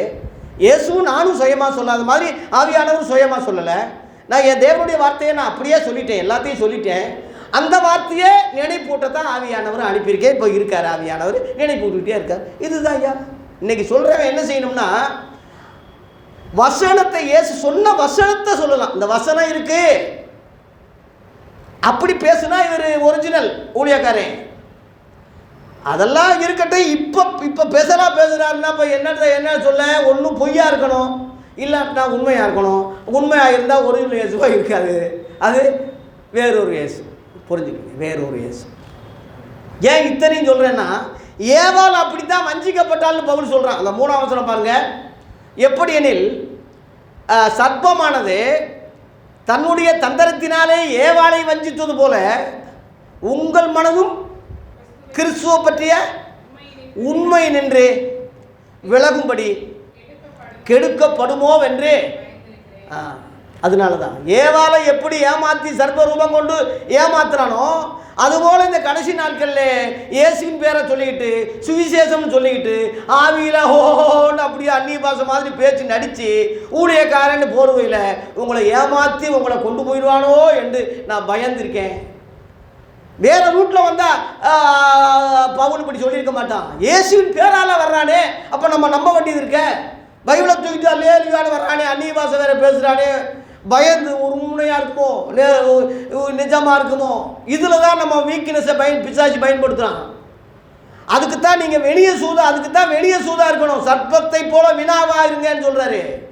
ஒரு பக்கம் புறாவை போல நம்ம மனவாட்டியாக இருக்கிறோம், ஒரு பக்கம் உலகத்தில் இருக்கிறதுனால சர்ப்பத்தை போல ஏன் என்ன எதுக்குன்னு கேள்வி கேட்டால் தப்பிச்சிருவீங்க. லேலுயா. ஆகவே இதுதான் தத்துவம். இயேசு எல்லாருக்கும் சொல்லிட்டார் சுவிசேஷம், உலகம் எங்கும் சொல்லிட்டாரு, சீசர்களும் சொல்லிட்டாங்க. இன்னைக்கு ஏறக்குறைய இயேசுன்னு தெரியாத ஆளே இல்லை. ஆனால் ஒரே ஒரு விஷயம் பாருங்கள், ரொம்ப பிரசங்கமெல்லாம் பண்ண வேண்டியதெல்லாம் இல்லை. ஜட்ஜ்மெண்ட்டில் ஒரே காரியம்தான். யோவான் 3:18 படிங்க. ஒரே வார்த்தையில் இருக்குது ஜட்ஜ்மெண்ட். அவ்வளோதான். எல்லாரையும் கூடி வர செய்வார். எல்லா சுவிசேஷம் கேட்டவன் முழுவதும் வாங்கலான்னு சொல்லி உயிர்த்தெழுந்த நாளில் எல்லாரும் வந்து நிற்கிறாங்க. அன்னைக்கு உள்ள ஜட்ஜ்மெண்ட் தீர்ப்பு, ஒரே தீர்ப்பு. என்ன தீர்ப்பு படிங்க? இயேசு கிறிஸ்துவை விசுவாசிக்கிறவன் தண்டனையாக அவன் உட்பட மாட்டான். அவன் யாரா இருந்தாலும் சரி. விசுவாசியாதவனோ தேவனுடைய ஒரே பேரான குமாரனுடைய நாமத்தில் அவன் விசுவாசம் உள்ளவனாய் இராதபடினாலே அந்த ஆக்கினிக்குள்ளாக தீர்க்கப்பட்டது ஆயிற்று. இங்கேயே கொடுத்துட்டாரு. அதுக்கு 2000 வருஷம் தவணை கொடுக்குறாருயா, கிருபை கொடுக்குறாருயா. தெரியாமல் உள்ளவங்க தெரிய வைக்கிறாரு, ஊழியக்காரங்களை கொண்டு பேச வைக்கிறாரு. இத்தனை தவறையும் நம்ம அசட்டை பண்ணிக்கிட்டு வேலை உண்டு, குடும்பம் உண்டு, ரொம்ப பிஸியாக இருக்கேன், இப்படியே நீ திருச்சி இருந்தீங்கன்னா அங்கே போய் நீ பிஸின்னு சொல்லி பிஸியாக இருந்தேன். அப்படியா பிஸியாக? இதை விட உனக்கு பிஸியா? இதை விட உனக்கு வேறு என்ன இருக்குதுன்னு கேட்பார். இப்போ நம்ம உங்கள் ஊழியக்காரன் எனக்கும் மற்றவங்களுக்குள்ள வித்தியாசம் என்னென்னா, உலக காரியங்களையே பேசுவாங்க மற்றவங்க. நான் அப்படி பேசுறது இல்லைல்ல, சத்தியத்தை டைரெக்டாக சொல்லிக்கிட்டு இருக்கோம். உலக நன்மைகள் எங்கே இருக்குது? ஒரு ஆதரவும் இல்லையே. ஒரு ஆசீர்வதிப்பார், ஒரு காசு கொடுப்பார், பணம் கொடுப்பார், கடன் அடைப்பார், வியாதி ஒருமே சொல்லாமல் இப்படியே சொல்லிகிட்டு இருக்காருன்னு சொல்லி ஒருவேளை நீங்கள் நினைக்கலாம், அல்லது உங்களை ஒரு சிலர் கேட்கலாம். நீங்கள் என்ன சொல்லுங்கள்? முதலாவது தேவனுடைய ராஜ்யத்தையும் நீதியும் தேடுங்கன்னு இயேசு சொன்னது தான் அவர் சொல்கிறாரு. முதலாவது உள்ளது முதலாவது சொல்கிறாரு, தேவனுடைய ராஜ்யத்தையும் நீதியும் சொல்கிறாரு.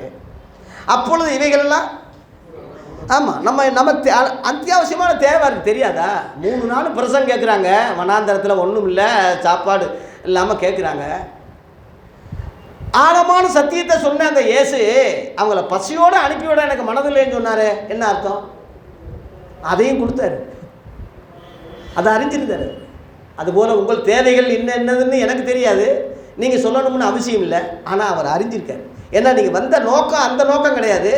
வார்த்தைக்காக வர்றீங்க, வசனத்துக்காக வர்றீங்க, பரலோகத்துக்காக வர்றீங்க, சத்தியத்துக்குன்னு வர்றீங்க. சத்தியத்துன்னு வர்ற அவங்கள அவர் கண்ணோக்கி பார்க்குறாரு. மற்ற காரியங்கள்லாம் ஜுஜிபி அவருக்கு சாதாரணம். இந்த சாதாரணம் வேணால் பாருங்கள், உங்களுக்கு ஒரு குறையும் வராது. அடித்து சொல்கிறோம், ஒரு குறையும் வராது. சத்தியத்தை கை கொள்ளுகிற பிள்ளைகள், கேட்குற பிள்ளைகளுக்கு அந்த சத்தியமே அவங்களை விடுதலையாக்கும். ஆவியானவர் எங்கேயோ அங்கே விடுதலை உண்டுருக்க. அப்போஸ்தலர் 10:44 படிங்க. அப்போஸ்தலர் 10:44 கொர்நேலியு புறச்சாதிங்க, யாரும் ஞானஸ்நானம் எடுக்கலை, யாரும் இயேசுவை பற்றி தெரியாது, ஒன்றுமே தெரியாது, கிறிஸ்தவங்களும் கிடையாது. பேதுரு அங்கே பிரசங்கம் பண்ணிக்கிட்டு இருக்கான். என்ன நடந்துச்சு? இந்த வார்த்தைகளை பேதுரு பிரசங்கம் பண்ணிக்கிட்டு இருக்கும்போது வசனத்தை கேட்டவர்கள் யாவர் மேலும் பரிசுத்த ஆவியானவர் அங்கே இறங்கினார். கவனிங்க, வசனத்தை கேட்டவர்கள். நீங்கள் வசனத்தை கேட்கும்போது ஆவியானவர் நிச்சயமாக உங்கள் மேலே இறங்கிடுவார். ஆவியானவர் எங்கே உண்டோ அங்கே என்ன உண்டு? என்னென்ன வகையில் விடுதலை தேவையோ, எது எது உங்களுக்கு பிரச்சனையாக இருக்கோ அவருக்கு தெரியாதா? நீங்கள் எனக்கு சொல்லணும்னு அவசியம் இல்லை, அவருக்கு தெரியும். வசனத்தை கேட்குற உங்களுக்கு அந்த விடுதலை உண்டு. அல்லேலூயா. அதனால் அதை பற்றி ஒன்றும் டோன்ட் வரி, அதை பற்றி ஒரு கவலையும் படாதீங்க, எல்லாம் அவர் பார்த்துக்குருவார். வசனத்தை சத்தியத்தை மட்டும் உள்வாங்க, கேளு, மற்ற எல்லாம் கூட கொடுக்கப்படும். அதெல்லாம் அஞ்ஞானியில் நாடி தேடுறாங்கன்னு இருக்கு.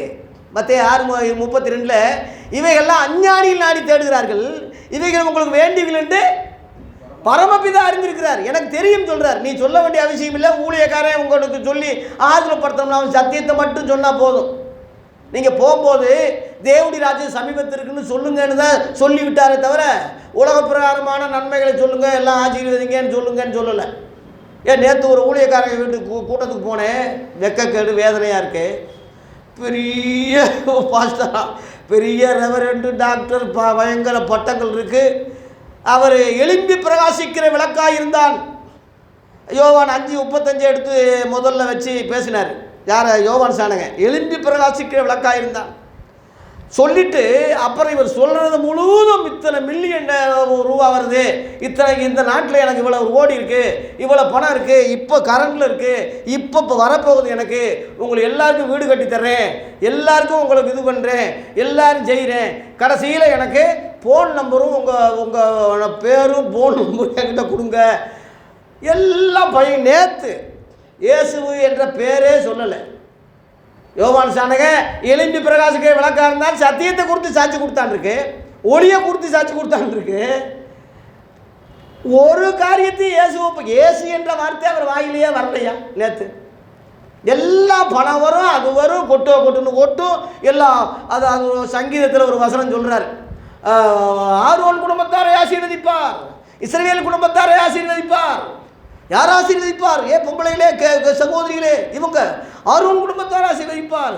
எவனாவது கிறிஸ்தவ குடும்பத்தாரை ஆசீர்வதிப்பார்? எவனும் சொல்லலை. ஆரோன் குடும்பத்தார்னா யூதர்கள், இஸ்ரேல்களை ஆசீர்வதி பழைய ஏற்பாட்டில் இருக்கு. அதை சொல்லிக்கிட்டு இருக்கான். எந்த ஆளாவது கிறிஸ்தவ கூட்டம் எதுவும் சொல்லலை. ஆரோன் கூட்டம் சொல்கிறான், இஸ்ரேல் கூட்டம் சொல்கிறான். இவன் யார்? அவங்க கணக்குப்படி புறஞ்சாதி. அங்கே போய் சொல்லுங்கள், ஆரோன் குடும்பத்தார் நாங்கள் தான் சொல்லுங்கள். அவன் அடித்து துப்பாக்கி வச்சு சுட்டுருவான். ஏய் யாரா நீ? நாங்கள் தான்டா ஒரிஜினல் யூதர்கள். இவனை மதிக்கவே மாட்டானே, அப்படி சொல்லி கொடுத்துருக்குறான். ஏன் ஆவிக்குரிய வகையில் நீ சொல்கிறத விட இங்கேயே வந்தாச்சே, நீ ஒருவேளை சத்தியமே வெளிப்படாவிட்டா நீ ஆவிக்குரிய வகையில் நீ சொல்லலாம். சத்தியம் வெளிப்பட்டாச்சுல, கிறிஸ்துவ கூட்டம் உள்ளது. ஏசு அதான்ப்பா சொன்னேன்ல, லூக்கா 24 51 50 51 போட்டிருக்கு. ஆசீர்வதிச்சுக்கிட்டே போனார் இருக்கு சீசர்களை.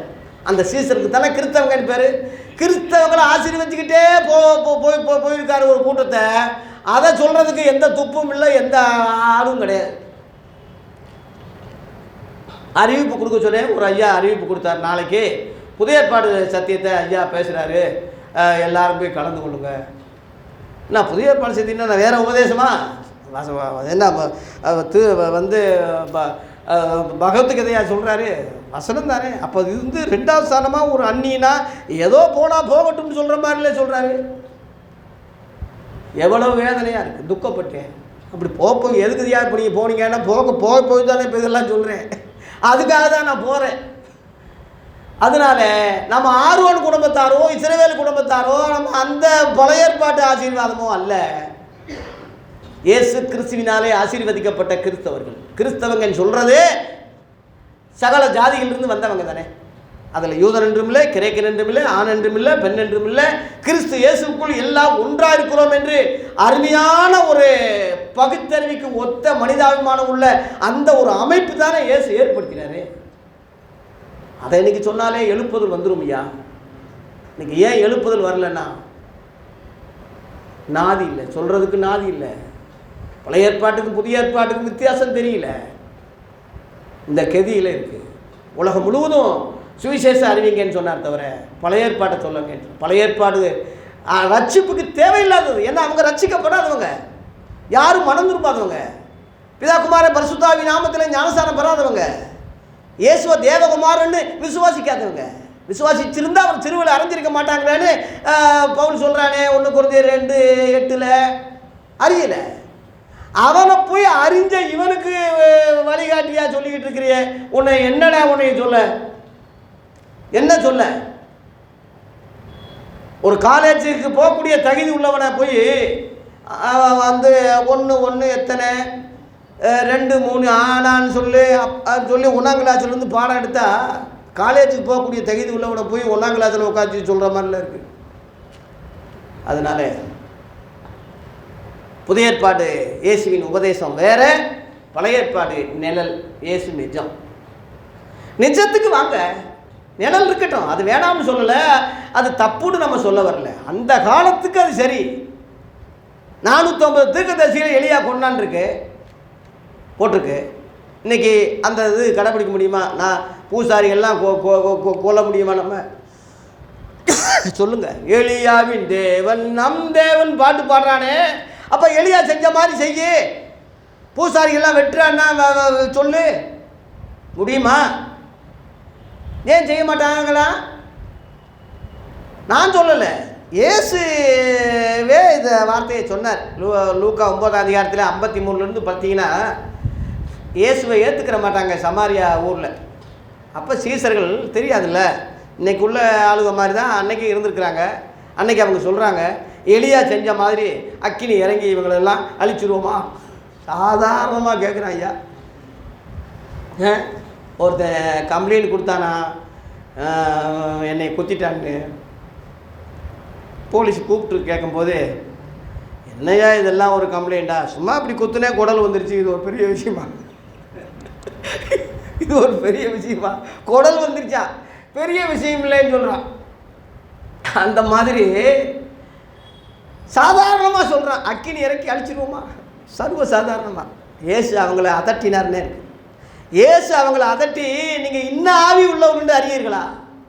மனசுகுமாரனை அழிப்பதற்கல்ல, ரட்சிக்கவே வந்தேன். லேலுயா. இன்னைக்குள்ள எலியாவின் தேவை எங்கேன்னு சொல்கிறவனுக்கு இதை சொல்கிறதுக்கு நாதி இல்லை, இதை சொல்கிறதுக்கு துப்பு இல்லை, ஆள் இல்லை. அந்த கண்கள் மறைச்சிருக்கு. பிசாசி மனக்கண்களை குருடாக்கியிருக்கான். ரகசியம் என்ன? 2 கொரிந்தியர் 4:4 போட்டிருக்கு. அவங்க இந்த சுவிசேஷத்தை நம்பாதனால, விசுவாசிக்காதனால, நம்ம சொல்கிறதெல்லாம் அந்நீகாரியமாக நினைக்கிறதுனால, இது ஒரு புதுசாக ஒன்று ஆரம்பிச்சிருக்காம ஒன்று நம்மளை தப்பாக நினைக்கிறதுனால, அவங்க மனக்கண்களை பிசாசி ஆஹா இவன் தாண்டா நம்ம ஆளுன்னு குருடாக்கிட்டானே இருக்குது. படிங்க. தேவனுடைய சாயலாய் இருக்கிற கிறிஸ்துவின் மகிமையான சுவிசேஷத்தின் ஒளி. பாருங்க, ஒளி, சுவிசேஷத்தின் ஒளி எல்லாருக்கும் கிடையாது. அவிசுவாசிகளா அவங்க இருக்கிறதுனால, நம்மளை ஏற்றுக்கொள்ளாதனால, நம்ம சொல்றது மதிக்காதனால அவங்களுக்கு இந்த நமக்கு பிரகாசிக்கிற மாதிரி அவங்களுக்கு பிரகாசமா இராத அளவுல இந்த உலகத்தை ஆண்டு கொண்டிருக்கிற பிசாசியானவன் மனதை என்ன செஞ்சிட்டான்? குருளாக்கிட்டான். தெளிவா குருளாக்கிட்டான். அதான் குருடு. குருடனுக்கு குருளை வழிகாட்டினா இருவரும் குழியில விடுவாங்க ஏன் சொன்னார்ல, அதுதான் இன்னைக்குள்ள போதனை முழுவதும் குருட்டு ஆடுகளாக தான் இருக்காங்க. அவன் பிரசங்கம் பண்ணுறவன் முழுவதும் கேட்குறவன் முழுவதும் குருடர்களாக தான் இருக்கான். மறை பொருளாக இருக்கேன். இது ஒன்றும் விளங்கலைன்னா அதுக்கு அந்த 3ஆம் வசனம் அதுலேயே 3ல் படிங்க. விளங்காதவனுக்கு ஒரு இது சொல்லிருக்கேங்க. எங்கள் சுவிசேஷம் அவங்களுக்கு விளங்காமல் ஒருவேளை மறைபொருளாக இருந்தா யாருக்கு? பிழைக்கிறவங்களுக்கு இல்லை, கெட்டு போகிறவங்களுக்கு தாயா அது மறைபொருளாக இருக்கும். சிலுவை பற்றிய உபதேசம் கெட்டு போகிறவங்களுக்கு பைத்தியமாக இருக்கிறது. ரட்சிக்கப்படுகிற நமக்கும் அது தேவபலனாக இருக்குன்னு சொல்லி 1 குருதியில் 1:18 சொன்னது. இந்த வசனம் ரெண்டும் ஒரே அர்த்தம் தான். புதிய ஏற்பாடு இந்த சத்தியத்தை எதுக்குற, கள்ளங்கபடம் இல்லாமல் இந்த வசனத்தை பேசுகிற என்னை எதிர்த்தா, இந்த சுவிசேஷத்தை எதிர்த்தா, இதுக்கு விரோதமாக நீ செயல்பட்டா, சகோதரனே சகோதரியே ஊழியக்காரனே நீ கெட போறேன்னு அர்த்தம். கெட்டு போகிறேன். சில அப்பா அம்மாருங்க பிள்ளைகளை சொல்லுவாங்களே, ஏப்பா இவ்வளவு கத்தி கதறி சொல்கிறேன், இவ்வளவெல்லாம் புத்தி சொல்கிறேன், ஒரு பேச்சு கூட கேட்க மாட்டாங்கிறியே, நீ கெட்டு நாசமாத்தாண்டா போவேன், நீ உருப்படியே ஆக மாட்டேன். வேதனையில் அப்பா சொல்கிறது இருக்கு இல்லையா, உடனே வயிறாரு பாருங்க, சபிக்கிறாரு. இந்த பாருங்க அவன் சொல்கிறது எவ்வளோ வேதனையில் அந்த வார்த்தையை அப்பா சொல்கிறாருன்னு புரிஞ்சுக்கிறது முடியல. ஒருத்தன் சொல்கிறான், எங்கள் அப்பா செத்த பிறகு தான் அவர் சொல்கிறது அருமை புரியுதுன்னு சொல்கிறான். உயிரோடு இருக்கும்போது தெரியல அவனுக்கு, செத்த பிறகு தான் இவ்வளவெல்லாம் அவர் சொன்னது உண்மைதான்டாண்டு. அதுபோல் இன்றைக்கி உள்ள ஆடுகளுக்கு கத்தி கதறி பேசினாலும் விளங்கலை. ஆனால் என் ஆடுகள் என் சத்தத்துக்கு செவி கொடுக்கும்னு சொன்னார். என் ஞானமுள்ள மனம் இதில் விளங்கும்னு சொல்கிறாரு. காதுள்ளவன் கேட்க கடவான்னு சொல்கிறாரு. இந்த 3க்கு சொந்தக்காரங்க நீங்கள் தான். இந்த யூடியூப்பில் விருப்பமாக கேட்கக்கூடிய எல்லாருக்கும் அது பொருந்தும். லேலுயா. அந்த சுவிசேஷத்தின் ஒளி இந்த உலகத்தில் மெய்யான ஒளியாக யோவான் 1:9 எந்த மனுஷனையும் பிரகாசிப்பிக்கிற ஒளியே அந்த மெய்யான ஒளி. அவரை குறித்து தான் காலகாலமாக சொன்னாங்க. அந்த ஒளியை குறித்து உள்ள காரியம் பழைய ஏற்பாட்டில் அந்த ஒளி இல்லை. 17ஆம் வசனம் யோவான் 1:17 இன்னும் வேகமாக வந்துடுறேன். அவருடைய எப்படி எனில் நியாயப்பிரமாணம் மோசையின் மூலமாய் கொடுக்கப்பட்டது, கிருபையும் சத்தியமும் இயேசு கிறிஸ்து மூலமாய் உண்டாயின. மோசையினால கிருபையின் சத்தியம் உண்டாகலை, நியாயப்பிரமாணம் தான் உண்டாச்சு. நியாயப்பிரமாணம் கூட புறஜாதிகளுக்கு கிடையாதுன்னு சொல்லி ரோமர் 2:14 இருக்கு. இதை கேட்குற நீங்கள் எல்லாரும் புறஜாதி தான். என்னை முதற்கொண்டு இப்போ உட்கார்ந்துருக்கிற முதற்கொண்டு இதை யூடியூப்பில் கேட்குற ஊழியக்காரை முதற்கொண்டு தமிழகத்தில் உள்ள இந்தியா உள்ள எல்லா புறஜாதியும் தான். நமக்கு கிடையாது நியாயப்பிரமாணம். அதனால் இயேசு கிறிஸ்து கிருபையினாலே அவர் வெளிப்படுத்தினார். 16ஆம் வசனத்திலே அவருடைய பரிபூரணத்தினாலே நாம் எல்லாரும் கிருபையின் மேல் கிருபை பெறுகிறோம். லேலுயா. கிருபை மட்டும் இல்லை, பழைய ஏற்பாட்டில் கிருபைன்னு சொன்னாங்க, அவங்களுக்கு வரல கிருபை. கிருபையின் ஆவியே 2ஆம் வருகைக்கு பிறகு தான் ஊற்றப்படும்னு போன வாரமே சொன்னேன் உங்களுக்கு. சகரியா 12:10 இருக்குது. நமக்கு முதன்மையாக இருந்தவங்க நமக்கு பின்னாடி போயிட்டாங்க, நம்ம பின்னாடி இருந்தவங்க முன்னாடி வந்துட்டோம். அதான் அதில் ஒரு ரகசியம். அதான் பிந்தினோர் முந்தினோராயும் முந்தினோர் பிந்தினோராயும் இருப்பாங்கன்னு சொல்லி சொன்னதுக்கு ரகசியம் அதுதான். தேவனிடத்தில் பட்சபாதம் இல்லை. உலகத்தில் வந்த எந்த மனுஷனையும் பிரகாசிக்கிறவராக இருக்காரு. ஆகவே கடவுளை யாரும் பார்க்க முடியாது. 18ஆம் வசனத்திலே யாரும் பார்க்க முடியாது. அவர் மடியில் இருக்கிற ஒரே பேரான குமாரனை, அந்த தேவனை இயேசுவே வெளிப்படுத்தினார். இந்த உலகத்தில் இயேசுவை தவிர தேவனை முழுமையாக வெளிப்படுத்தின ஒரு தீர்க்கதரிசி, ஒரு மகான், ஒரு இரட்சகர் உலகத்தில் எவனும் பிறந்ததில்லை, இன்னும் பிறக்க போகிறதும் இல்லை, இன்னும் வரப்போகிறதும் இல்லை.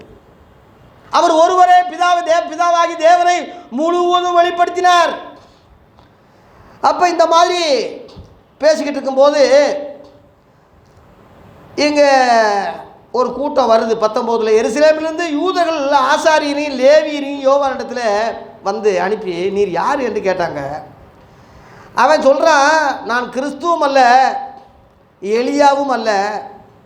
அப்போ நீ யார் யான்னு? தீர்க்கதரிசியும் கிடையாது. அப்போ யார் யான்னா வனாந்தரத்திலிருந்து கூப்பிடக்கூடிய சத்தம் என்று ஏசாயாவில் போட்டிருக்குல்ல, அவன் தான் நான். சத்தம் என்ன அர்த்தம்னா, நான் ஒன்றுமே இல்லைன்னு அர்த்தம். நான் ஒன்றுமே கிடையாது, சத்தம்தான். அவர் பெருகணும், நான் சிறுகணும். இந்த இயேசுவை பற்றி அவன் அருமையாக பிரசங்கம் பண்ணுறத கவனிங்க. 26 படிக்கிறேன். நீங்கள் அறியாதிருக்கிற ஒருவர் உங்கள் நடுவில் தான் வந்துட்டார், இருக்கார். நானும் கூட அறியாமல் தான் இருந்தேன், ஆனால் நீங்கள் இன்ன வரைக்கும் அறியாமல் இருக்கீங்க. எனக்கு மேன்மை 27, அவர் எனக்கு பின்வந்தும் என்னிலும் மேன்மை உள்ளவர். அவருடைய பாதரட்சையை அவிக்கிறது கூட எனக்கு என்ன இல்லை, பாத்திரம் இல்லை. செருப்பை கலட்டுறது கூட எனக்கு தகுதி கிடையாது. இவன் தாயா உண்மையான ஊழியக்காரன். இன்னைக்கு உள்ளவனாவது இந்த வார்த்தையை சொல்லுங்க பார்ப்போம். அவ்வளவு தாழ்த்தி இயேசுவை உயர்த்தி தன்னை முழுசாக மறைச்சிக்கிறான் பாருங்க. அப்போ மறுநாளில் வர்றான் 29, இதோ உலகத்தின் பாவத்தை சுமந்திருக்கிற தேவாட்டுக்குட்டி இவர் தான். 30ஆம் வசனத்தில் எனக்கு பின் ஒருவர் வருவார்னு நான் வந்து சொன்னது இவர் தான். அவர் எனக்கு முன்னிருந்தபடியால் என்னிலும் மேன்மை உள்ளவர். நான் சொன்னேனே அவர் இவர் தான் அப்படின்னு சொல்கிறேன். என்னிலும்னா ஆதாமை விட, சுருக்கமாக சொல்கிறேன், ஆதாமை விட மேன்மை உள்ளவர், முன்னிருந்தவர். என்னிலும் முன்னிருந்தவர்னா உலக பிரகாரமாக ஒரு 6 மாதம் இடவில்லை. எலிசபெத் அம்மாவுக்கும் அதெல்லாம் சொந்தக்காரங்க தான் அவங்க. 6 மாதம் பெரியவன் யோவான் சாணை, அவ்வளோதான். இது விடுங்க. ஆனால் உண்மையிலே ஆதாமுக்கு முன்னிருந்தவர், மனித குலத்துக்கே முந்தினவர் இந்த இயேசு தான். அவர் எனக்கு பின் வந்தாலும் கூட அவர் முன்னாடியே இருந்தவர். சிலர் சொல்கிறாங்கல்ல, இயேசு மாதிரி புத்தர் சொல்லலையா, திருவள்ளுவர் சொல்லலையா, அந்த மகான் சொல்லலையா, வள்ளலார் சொல்லலையா? சொன்னாங்கய்யா, எல்லாம் சொன்னாங்க. அவங்களுக்கெல்லாம் முன்னு இருந்தவர் இயேசு. இதை சொல்லுங்க. அல்லேலூயா. எல்லாருக்கும் நீ எவன் சொல்றியோ, பெரிய பெரிய சாக்ரட்டிஸ், அடேங்கப்பா, பெரிய பெரிய ஆள்கள்லாம் சொல்றீங்கள, எல்லாருக்கும் முந்தினவர் இந்த இயேசு. அவர் ஆதியிலே தேவனோடு இருந்தவர். எவன் தேவனோடு இருந்திருக்கான் உலகத்தில்? அதனால இயேசு உயர்த்துங்க, இயேசுவை பற்றியே உயர்த்துங்க, இயேசுவையே தூக்கி பிடிங்க. நானும் இவர் அறியாதான் இருந்தேன் சொல்கிறான் பாருங்க. எனக்கே தெரியும் 31, நானும் இவரை அறியாதிருந்தேன். இவர் இஸ்ரவேலுக்கு வெளிப்படும் பொருட்டாக நான் ஜலத்தினாலே ஞானசானம் கொடுத்தேன். பின்னும் யோவான் சொல்கிறான் 32, ஆவியானவர் புறாவை போல வானத்திலிருந்து இறங்கி இவர் மேல் தங்கினதை கண்டேன். நேரடியாக நான் பார்த்தேன். நானும் இவரை அறியாதிருந்தேன். 33, நானும் இவரை அறியாதிருந்தேன். ஜலத்தினாலே ஞானசானம் கொடுக்கும்படி என்னை அனுப்பினவர் ஆவியானவர் இறங்கி யார் மேல் தங்குவதை நீ காண்பாயோ அவரே பரிசுத்த ஆவியினாலே ஞானசானம் கொடுக்கிறவர் என்று எனக்கு சொல்லியிருந்தார். 34, அந்தப்படியே நான் பார்த்து இவரே தேவனுடைய குமாரன் என்று என்ன செய்கிறேன், சாட்சி கொடுத்து வருகிறேன். அல்லேலூயா. இவர் கடவுள பிதான்னு சொல்லல, தேவனுடைய குமாரன் என்று சாட்சி கொடுக்கிறேன். தேவ பிள்ளையே, இந்த புரிதல் இன்னைக்குள்ள கிறிஸ்தவனுக்கு இல்லை. எவனும் இதை சொல்லிக் கொடுக்குறதும் இல்லை. மற்ற காரியத்திலெல்லாம் விவரமாக இருக்கான், வேதத்தில் ஒரு இளவும் தெரியாமல் இருக்கானே, அதான் வேதனையாக இருக்கு. எப்படி எழுப்புதல் வரும்? அதனால இப்படி சொன்னவனே பல்டி அடிச்சுட்டான். தெரியுமா உங்களுக்கு? மத்தேயு 11:3 வருகிறவர் நீர்தானா அல்லது வேறொரு வரணுமா? இவனை ஜெயிலில் தூக்கி போட்டாங்க, சிறையில் இருக்கான் அவன். குழம்பிட்டான் ஐயா. குழம்பி சொல்கிறான், இவனுக்கு தெரியும் தீர்க்கதரிசியில் நம்ம சாக போகிறோம்னு தெரிஞ்சிருச்சு. அப்போ நம்ம வந்த வேலையை முடிக்காமல் ஒரு குடும்ப பிரச்சனையில் ஏற்பட்டு சாக போகிறோமே, கர்த்தருக்காக செத்த மாதிரியா அர்த்தம்? இயேசுவுக்காக ரத்த சாட்சியாக மறிக்கிறேன் இப்படியா சொல்ல முடியும்? சாக போகிறேனே. உண்மையிலேயே இவர் வந்து நான் சொல்லி எல்லாம் முடிச்சிருந்தா நான் வந்தது கரெக்டு, செத்தா பரவாயில்லன்னு போயிடலாம். ஒருவேளை இவர் வேற ஆளாக இருந்தா இவனுக்கே அதான் மனுஷையான்னு சொல்கிற. மனுஷன் இதாயா, இதுதாயா மனுஷன். வருகிறவர் நீர் தானா அல்ல யாராவது இன்னும் அடுத்து வரணுமா? அப்போ இயேசு சொல்கிறாரு, என்னிடத்தில் இடலறியாது இருக்கிறவன் எவனும் அவன் அந்த விஷயத்தில் பரலோகத்தில் இவன் சின்னவன் ஆயிட்டான். பரலோகத்தில் இவனிலும் பெரியவன் என்னை விசுவாசிக்கிறவன், நீ விசுவாசிக்கிறதுனால நீ சின்னவன் சொல்லிட்டார். ஸ்திரீகளில் பிறந்த இவனை போல பெரிய தீர்க்கதரிசி கிடையாதுன்னு சொன்னவர். நியாயப்பிரமாண தீர்க்கதரிசனங்கள் இருக்குல்ல, இவர் வரைக்கும் தான் சொல்லியிருக்குன்னு சொல்லி அங்கே மத்தேயு 11:14 இருக்கு. அந்த வசனம் படிமா. மத்தேயு 11:14 வரைக்கும் 13:14 பாருங்க. 13:14 மத்தேயுல 11 இந்த வசனம் கேளுங்க. நியாயப்பிரமாணமும் அதாவது பழைய ஏற்பாடு, சுருக்கமாக சொன்னால் பழைய ஏற்பாடு யோவான் வரைக்கும் தான், 39 புஸ்தகம் மல்கியா வரைக்கும் தான். புரிஞ்சுக்க, அது வரைக்கும் அது வரைக்கும் உரைத்தது உண்டு. அதுக்கு பிறகு இயேசு தான். இந்த புரிஞ்சுக்க, இப்போ பழைய ஏற்பாடு அமுல்ல இல்லை, அமுல்ல கிடையாது. அப்புறம் இயேசு தான், இயேசு கிறிஸ்து. ஜோ பைடன் இன்னைக்கு அதிபரா? அமுல்ல இருக்காரா? சொல்லுங்க. அமெரிக்க அதிபர் யாரு? ட்ரம்ப் தானே. அந்த மாதிரி தான் நானும் இருந்தேன், இப்போ இருக்கேன். என்ன அது எடுபடாது, மெண்டல் பிடிச்ச சொல்லிடுவாங்க ஜோ பைடனை. அந்த மாதிரி அது அமுல்ல இல்லை, இருந்துச்சு உண்மை. ஆனால் இப்போ அமுல்ல இல்லை. யோவான் சாணங்க வரைக்கும் தான், அதோடு முடியுது.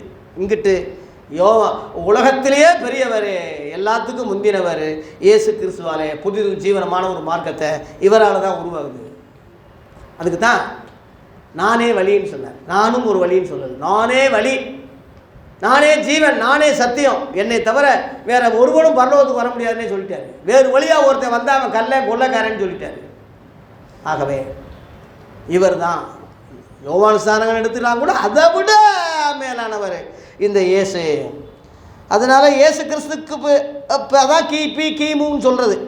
அதனால் பழைய ஏற்பாடு வேணாம்னு சொல்லலை, அது வச்சுக்கோங்க, கண்டிப்பாக அது தேவை. இப்போ பழைய காலன்று நான் தூக்கி போடலை, வச்சுருக்கேன்.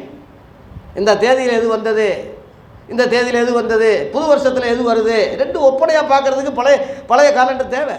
அது மாதிரி பழைய ஏற்பாடு தேவை நமக்கு. கடவுளுடைய வார்த்தை தான். பழைய காலண்டரில் வசனம் கடவுளுடைய வசனம் தானே, கர்த்தருடைய வார்த்தை தானே. நான் மறுதளிக்கலையே. ஆனால் அது அந்த வருஷம் அமுலில் இப்போ இல்லை, இப்போ 2025. புரிஞ்சுக்கங்க, விளங்குறதுக்கு சொல்கிறேன். அதுபோல் புதிய ஏற்பாடு இப்போ அமுலில் இருக்குது. பழைய ஏற்பாடு தேவை தான், இப்போ அமுலில் இல்லை. அது கர்த்தருடைய வார்த்தை தான். சொல்லுங்கள், உதாரணமாக சொல்லுங்கள், நிழலாக சொல்லுங்கள், தீர்க்க தரிசனமாக சொல்லுங்கள், தப்பு இல்லை. அதான் அடிக்கடி உங்களுக்கு நான் சொல்லுவேன். மீனையும் அப்பத்தையும் கர்த்தர் கொடுத்தாரு. மீன் பழைய ஏற்பாடு, அப்பம் புதிய ஏற்பாடுன்னு அடிக்கடி உங்களுக்கு விளங்குறதுக்கு ஒரு சில உதாரணம் சொல்லியிருக்கிறேன். அப்பத்தை அப்படியே முழுங்கி சாப்பிட்ற மாதிரி மீனை சாப்பிட முடியாது. முள் இருக்குது, குடல் இருக்குது, மண்டை இருக்குது, செதில் இருக்குது. அதான் தீர்க்க தரிசனத்தை அற்பமாக நினைக்காதீங்க, எல்லாவற்றையும் சோதித்து பாருங்கள். பவுல் சொல்கிறான் 1 தெசலோனிக்கேயர் 5:22 21 எல்லாவற்றையும் தீர்க்க தரிசனம் எல்லாத்தையும் பாருங்கள், சோதித்து பாருங்கள். நன்மையானதை எடுத்துக்கங்க, பொல்லாங்கா தோன்றுகின்ற எல்லாவற்றையும் விட்டு விலகுங்க. பொல்லாங்கா நம்ம உடம்புக்கு பொல்லாங்கா தோன்றுகிற மண்டை, குடல், செதில், முள் சாப்பிட முடியுமா? அந்த மாதிரி பழைய ஏற்பாட்டில் கிறிஸ்தவங்க செய்யக்கூடாத, செய்ய முடியாத, செய்யவே லாக்கில்லாத சில விஷயங்கள் இருக்கு. நேற்று ஒரு ஊழியக்காரன் சொன்னான், ஐயா எனக்கு பொண்ணு பாருங்க, 75 வயசு அவருக்கு, எனக்கு பொண்ணு பாருங்க பாஸ்டர். ஐயா கர்த்தரை தேடுற வயசில் ஆபிரகாம் இருக்கிற அதே 100 வயசில் அவனுக்கு குழந்தை பிறந்தது, அதே வைராக்கியம் திமிருப்பு எனக்கு இருக்குன்னு சொல்கிறாரு. அப்போ நான் சொன்னேன், ஆபிரகாம் மாதிரி ஒப்பாட்டிகளை வச்சுக்கிட்டு இருந்தானே, நீ ஒப்பாட்டி வச்சுப்பியான்னு கேட்டேன். பதில் பேச முடியல, போயிட்டார். ஆதியாகமம் 25 போட்டிருக்கு, ஒப்பாட்டியில் வச்சுருந்தானே. ஏன் அது வேறையா? அந்த காலத்துக்கு அது சரி, இன்னைக்கு சொல்கிறானையா? எப்படி இந்த மாதிரி நாதாரிகளை அவன் சொல்கிறது? இப்போ சாதாரண ஆளில் பெரிய ஊழியக்காரன் பேர் சொல்ல பாவம் 75-80 வயசில் கேட்குறான். ஐயா என்னத்தை சொன்னேன்? இந்த மாதிரி நாதாரிகளை வச்சுக்கிட்டு என்னத்தை ஊழியத்தை எப்படி அவன் ஜெபம் பண்ண போனால் பொம்பளைகளை எப்படி பார்ப்பான்? எந்த நோக்கத்தில் அவன் ஜெபம் பண்ணுவான்? எப்படி தலையில் கையை வச்சானா எப்படி நினைக்கிறது அவனை? இந்த மாதிரி நாதாரியை தான் இன்றைக்கி சபையை நடத்திக்கிட்டு இருக்கான். ஆகவே நானும் அறியாது இருந்தேன், இப்போ அறிஞ்சிக்கிட்டேன்னா முழுசாக அறியலை. அறிஞ்சிருந்தா பல்ட்டி அடிப்பானா? அப்போ ஆகவே மனுஷ பிறவிகள் முழுவதும் முழுசாக அறியலை. இப்போ நான் சொல்கிறேன்ல, முழுசாக நான் பேசிட்டேன்னு சொல்ல வரலன்னு அடிக்கடி சொல்கிறேன். மெட்ராஸுக்கு போகிற வழியை கண்டுபிடிச்சிட்டேன், போய்கிட்டு இருக்கேன், ஆனால் மெட்ராஸுக்கு போகலை. அதை புரிஞ்சுக்குங்க. அநேகரை நம்ம ஏன் விமர்சிக்கிறோம்னா, மெட்ராஸுன்னு போட்டு தூத்துக்குடிக்கு போய்கிட்டு இருக்கான், திருநெல்வேலிக்கு போய்கிட்டு இருக்கான், கன்னியாகுமரிக்கு போய்கிட்டு இருக்கான். ஆனால் போர்டு என்னது? சென்னை. அதைத்தான் நம்ம மாற்று வழியில் போகிறீங்கப்பா, இங்கே வாடா திருப்புங்க, அதுக்கு தான் நம்ம சொல்கிறோம். மற்றபடி நம்ம சென்னை அடையலை. பிடித்து கொண்டேன்னு நான் என்னலை, இலக்கை நோக்கி தொடருகிறேன். அதான் கரெக்டான வழியில் வந்துட்டோம், கரெக்டாக வந்துட்டோம், போயிட்டுருக்கோம், அவ்வளோதான். ஆகவே இன்றைக்குள்ள போதனை முழுவதும் வேறு ரூட்டில் போகிறாங்க, வேறு வழியில் போகிறாங்க என்பது தான் வேதனையான காரியம். அப்போ திரும்ப சொல்கிறான் 36ஆம் வசனத்தில், இயேசு நடந்து போகிறதை அவன் பார்த்து, இதோ தேவ ஆட்டுக்குட்டி அப்படின்னு சொல்கிறான். அப்படி அவன் சொன்னதை கேட்டு அந்த 2 சீசரு இயேசுவுக்கு பின் சென்றாங்கன்னு இருக்கு. அதாவது யோவான் சீசர்கள் இயேசுவுக்கு பின்பற்றாங்க. அவங்க யார் தெரியுமா? இந்த புஸ்தகத்தை எழுதுனது யோவான், யாக்கோப்பு. இந்த 2 சீசர்கள் தான். அதனால் யோவான் சாணகனை பின்பற்றினவர்கள் மாறி இயேசுவை பின்பற்றலாம். லேலுயா. நாங்கள் சின்ன வயசுலேருந்தே இருந்துட்டோம், இங்கேயே வாழ்ந்துட்டோம், இங்கேயே இருந்துட்டோம்னா என்னைக்கு உங்கள் கண்ணு திறக்குதோ என்ன செய்யலாம்? மாற்றலாம், தப்பு இல்லை. நாங்கள் 10ஆம் கிளாஸ் வரைக்கும் ஒரே ஸ்கூலில் படிச்சிட்டோம். சரி, இப்போ முடிச்சாச்சுல்ல, 11க்கு போ, 12க்கு போயா, முடிச்சிட்டியா, காலேஜுக்கு போ. இலக்கை நோக்கி தொடர்ந்துக்கிட்டே இருக்கணும். நான் பாரம்பரிய சபையிலேயே இருந்து சொன்னும் கிளிப்பில்லைன்னா என்னடா சொல்கிறவனைய? யோவான் சாணகன் சீசர்கள் இயேசுவின் சீசர்கள் ஆகலாம். இயேசுவின் சீசர்களுக்கு தான் கிறிஸ்தவங்கன்னு பேர். யோவான் சாணகன் சீசர்களுக்கு கிறிஸ்தவன்னு பேர் இல்லை. அதை புரிஞ்சுக்க. நீ கிறிஸ்தவனாக ஆக விரும்புறியா, இல்லை அங்கேயே இருந்து காலத்தை கழிக்கிறியா? ஆகவே அந்த 2 சீசர்கள் ஒருத்தன் தான் யோவான். இந்த எழுதுனது அவன் தான். வெளிப்படுத்தின விசேஷம் எழுதுனது அவன் தான். 1 யோவான், 2 யோவான், 3 யோவான் எழுதுனது அவன் தான். அதைத்தான் இன்றைக்கி இப்போ நம்ம படிச்சுக்கிட்டு இருக்கிறோம். ஆக இயேசு திரும்பி பார்க்குறாரு. 38. இயேசு திரும்பி அவர்கள் பின் செல்லுகிறதை கண்டு, என்ன தேடுறீங்கன்னு கேட்குறாரு. அவங்க சொல்கிறாங்க, ரபி நீங்கள் எங்கே தங்கியிருக்கீங்க கேட்கும்போது, ரபி என்பதற்கு போதகரே என்று அர்த்தமா. எல்லா அர்த்தமும் இங்கே தான் வருது, அங்கே பழைய ஏற்பாட்டில் அர்த்தம் கிடையாது. அப்போ வந்து வான்னு சொல்கிறாரு. அப்புறம் 40 யோவான் சொன்னதை கேட்டு அவருக்கு பின் சென்ற 2 பேரில் ஒருவன் சீமோன் பேதுருவின் சகோதரனாகிய அந்திரேயா என்பவன். அவன் முதலாவது சகோதரன் சீமோனை பார்த்து மேசியாவை கண்டோம் என்று சொன்னான். அந்த மேசியா என்பதற்கு கிறிஸ்து என்று அர்த்தமாம். அர்த்தம்லாம் இங்கே தான் வருது. பின்பு அவனை இயேசுவின் இடத்துல கூட்டிகிட்டு வர்றான். இயேசு அவனை பார்த்து, யோனாவின் மகனாகிய சீமோன், நீ கேபா என்று அழைக்கப்படுவாய். கேபா என்பதற்கு பேதுரு என்று அர்த்தம். பேதுருன்னா கற்பாறைன்னு அர்த்தம். எல்லா அர்த்தமும் இங்கே தான் வருது, பழைய ஏற்பாட்டில் அர்த்தங்கள் கிடையாது. ஆகவே 12 சீசரில் அடுத்தடுத்து வந்தாங்க. இது மத்தேயு விசேஷத்தில் கரெக்டாக வருது. இங்கே ஒன்றுக்கு முன்னு இதாக வந்தாலும் கூட அந்த இதுதான், ஒரே கருத்து தான். அவன் விட்டது இவன் எழுதுவான், இவன் விட்டது எழுதுவான். மொத்தமாக பார்க்கும்போது தான் நமக்கு ஒரு காரியம் தெரியும். ஆகவே மறுநாளில் இயேசு கலிலேயாவுக்கு போக மனதாக இருந்தார். பிலிப்புவை கண்டு நீ எனக்கு பின் சென்று வா என்று சொல்கிறாரு. அதெல்லாம் மத்தேயு சுவிசேஷத்தில் அதெல்லாம் வரல. பிலிப்பு மண்ணு அந்திரேயாவை பார்த்து பேதுரு என்ப ஊரானாகிய பெத்சாயா பட்டணத்தாவன். பிலிப்பு நாத்தான்வேலை கண்டு, இங்கே கேவனிங்க, இது முக்கியமானது, நியாயப்பிரமாணத்திலே மோசேயும் தீர்க்கதரிசியும் எழுதியிருக்கிறவரை கண்டோம். அவர் யோசேப்பின் குமாரனாகிய நாசருத்துனாகிய இயேசுவே. நாசரேத்துன்னு சொல்கிறது நசரேயன் என்று அழைக்கப்பட்டார். அந்த ஊர்க்காரர் இயேசு கிடையாது, அங்கே வளர்ந்தார். பிறந்தது வேறு, அது வளர்ந்தார். நசரேயன் எனப்படுவார் என்று ஒரு தீர்க்க தரிசனம் நிறைவேறதுக்கு அது நடந்ததுன்னு இருக்குது. எல்லாமே தீர்க்க தரிசனம்தான். ஆகவே அந்த நாசரேத்திலிருந்து ஏதாவது ஒரு நன்மை வருமா அப்படின்னு பிலிப்பு கேட்குறான். வந்து பார் என்றார். அது மாதிரி இந்த பைபிள் ஸ்டடிக்கு ஏதாவது நன்மை இருக்கா? ஏதாவது 50 ரூபா 100 ரூபா கொடுப்பாங்களா? ஏதாவது பஸ் செலவுக்கு அது கிடைக்குமா? முடித்த உடனே டிஃபன் கொடுப்பாங்களா? இப்படி கேட்குறான். அதனால சத்தியத்தை வாஞ்சையா உள்ளவன் வந்து பார். சத்தியத்துக்கு வர்றவன் வரட்டும். ஒரு விஷயம் கேளுங்க, நியாயப்பிரமாணத்திலே மோசேயும் தீர்க்கதரிசியும் எழுதியிருக்கிறவரை கண்டோம். இது ஒரு நல்ல குறிப்பு. இது பழைய ஏற்பாட்டில் ஒருவரை பற்றி எழுதியிருக்குல்ல, அவரை நாங்கள் பார்த்துட்டோம். இந்த புரிதல் யூதர்களுக்கு இன்னும் வரல. என்ன மோசே எழுதியிருக்கான்னா, உபாகமம் நீங்கள் வாசி எடுக்காதீங்க, நேரம் இல்லை. உபாகமம் 18ஆம் அதிகாரத்தில் 15லேருந்து 20 வரை எழுதிக்கிங்க. மோசே சாகும்போது சொல்கிறான், என்னை போல ஒரு தீர்க்கதரிசியை உங்கள் சகோதரர்லேருந்து தேவன் எழும்ப பண்ணுவார், அவருக்கு செவி கொடுங்க. அவருக்கு செவி கொடுக்காதவனை தேவனே விசாரிப்பார், அவர் சொல்கிறதெல்லாம் கேளுங்க, அவர் வாயிலிருந்து கடவுள் பேசுவார் அப்படின்னு சொல்லிட்டு செத்துட்டான். அந்த தீர்க்கதரிசி இயேசு தான் என்று பேதுரு சொல்கிறான். அதை மட்டும் படிங்க. அவர் மோசே சொன்ன தீர்க்கதரிசி இயேசு தான் அப்படின்னு சொல்லி பேதுரு சொல்கிறான். அப்போ சொல்கிறார், இப்போ 3:22 யூதர்களுக்கு பேதுரு பிரசங்கம் பண்ணிக்கிட்டு இருக்கும்போது, பிதாக்களே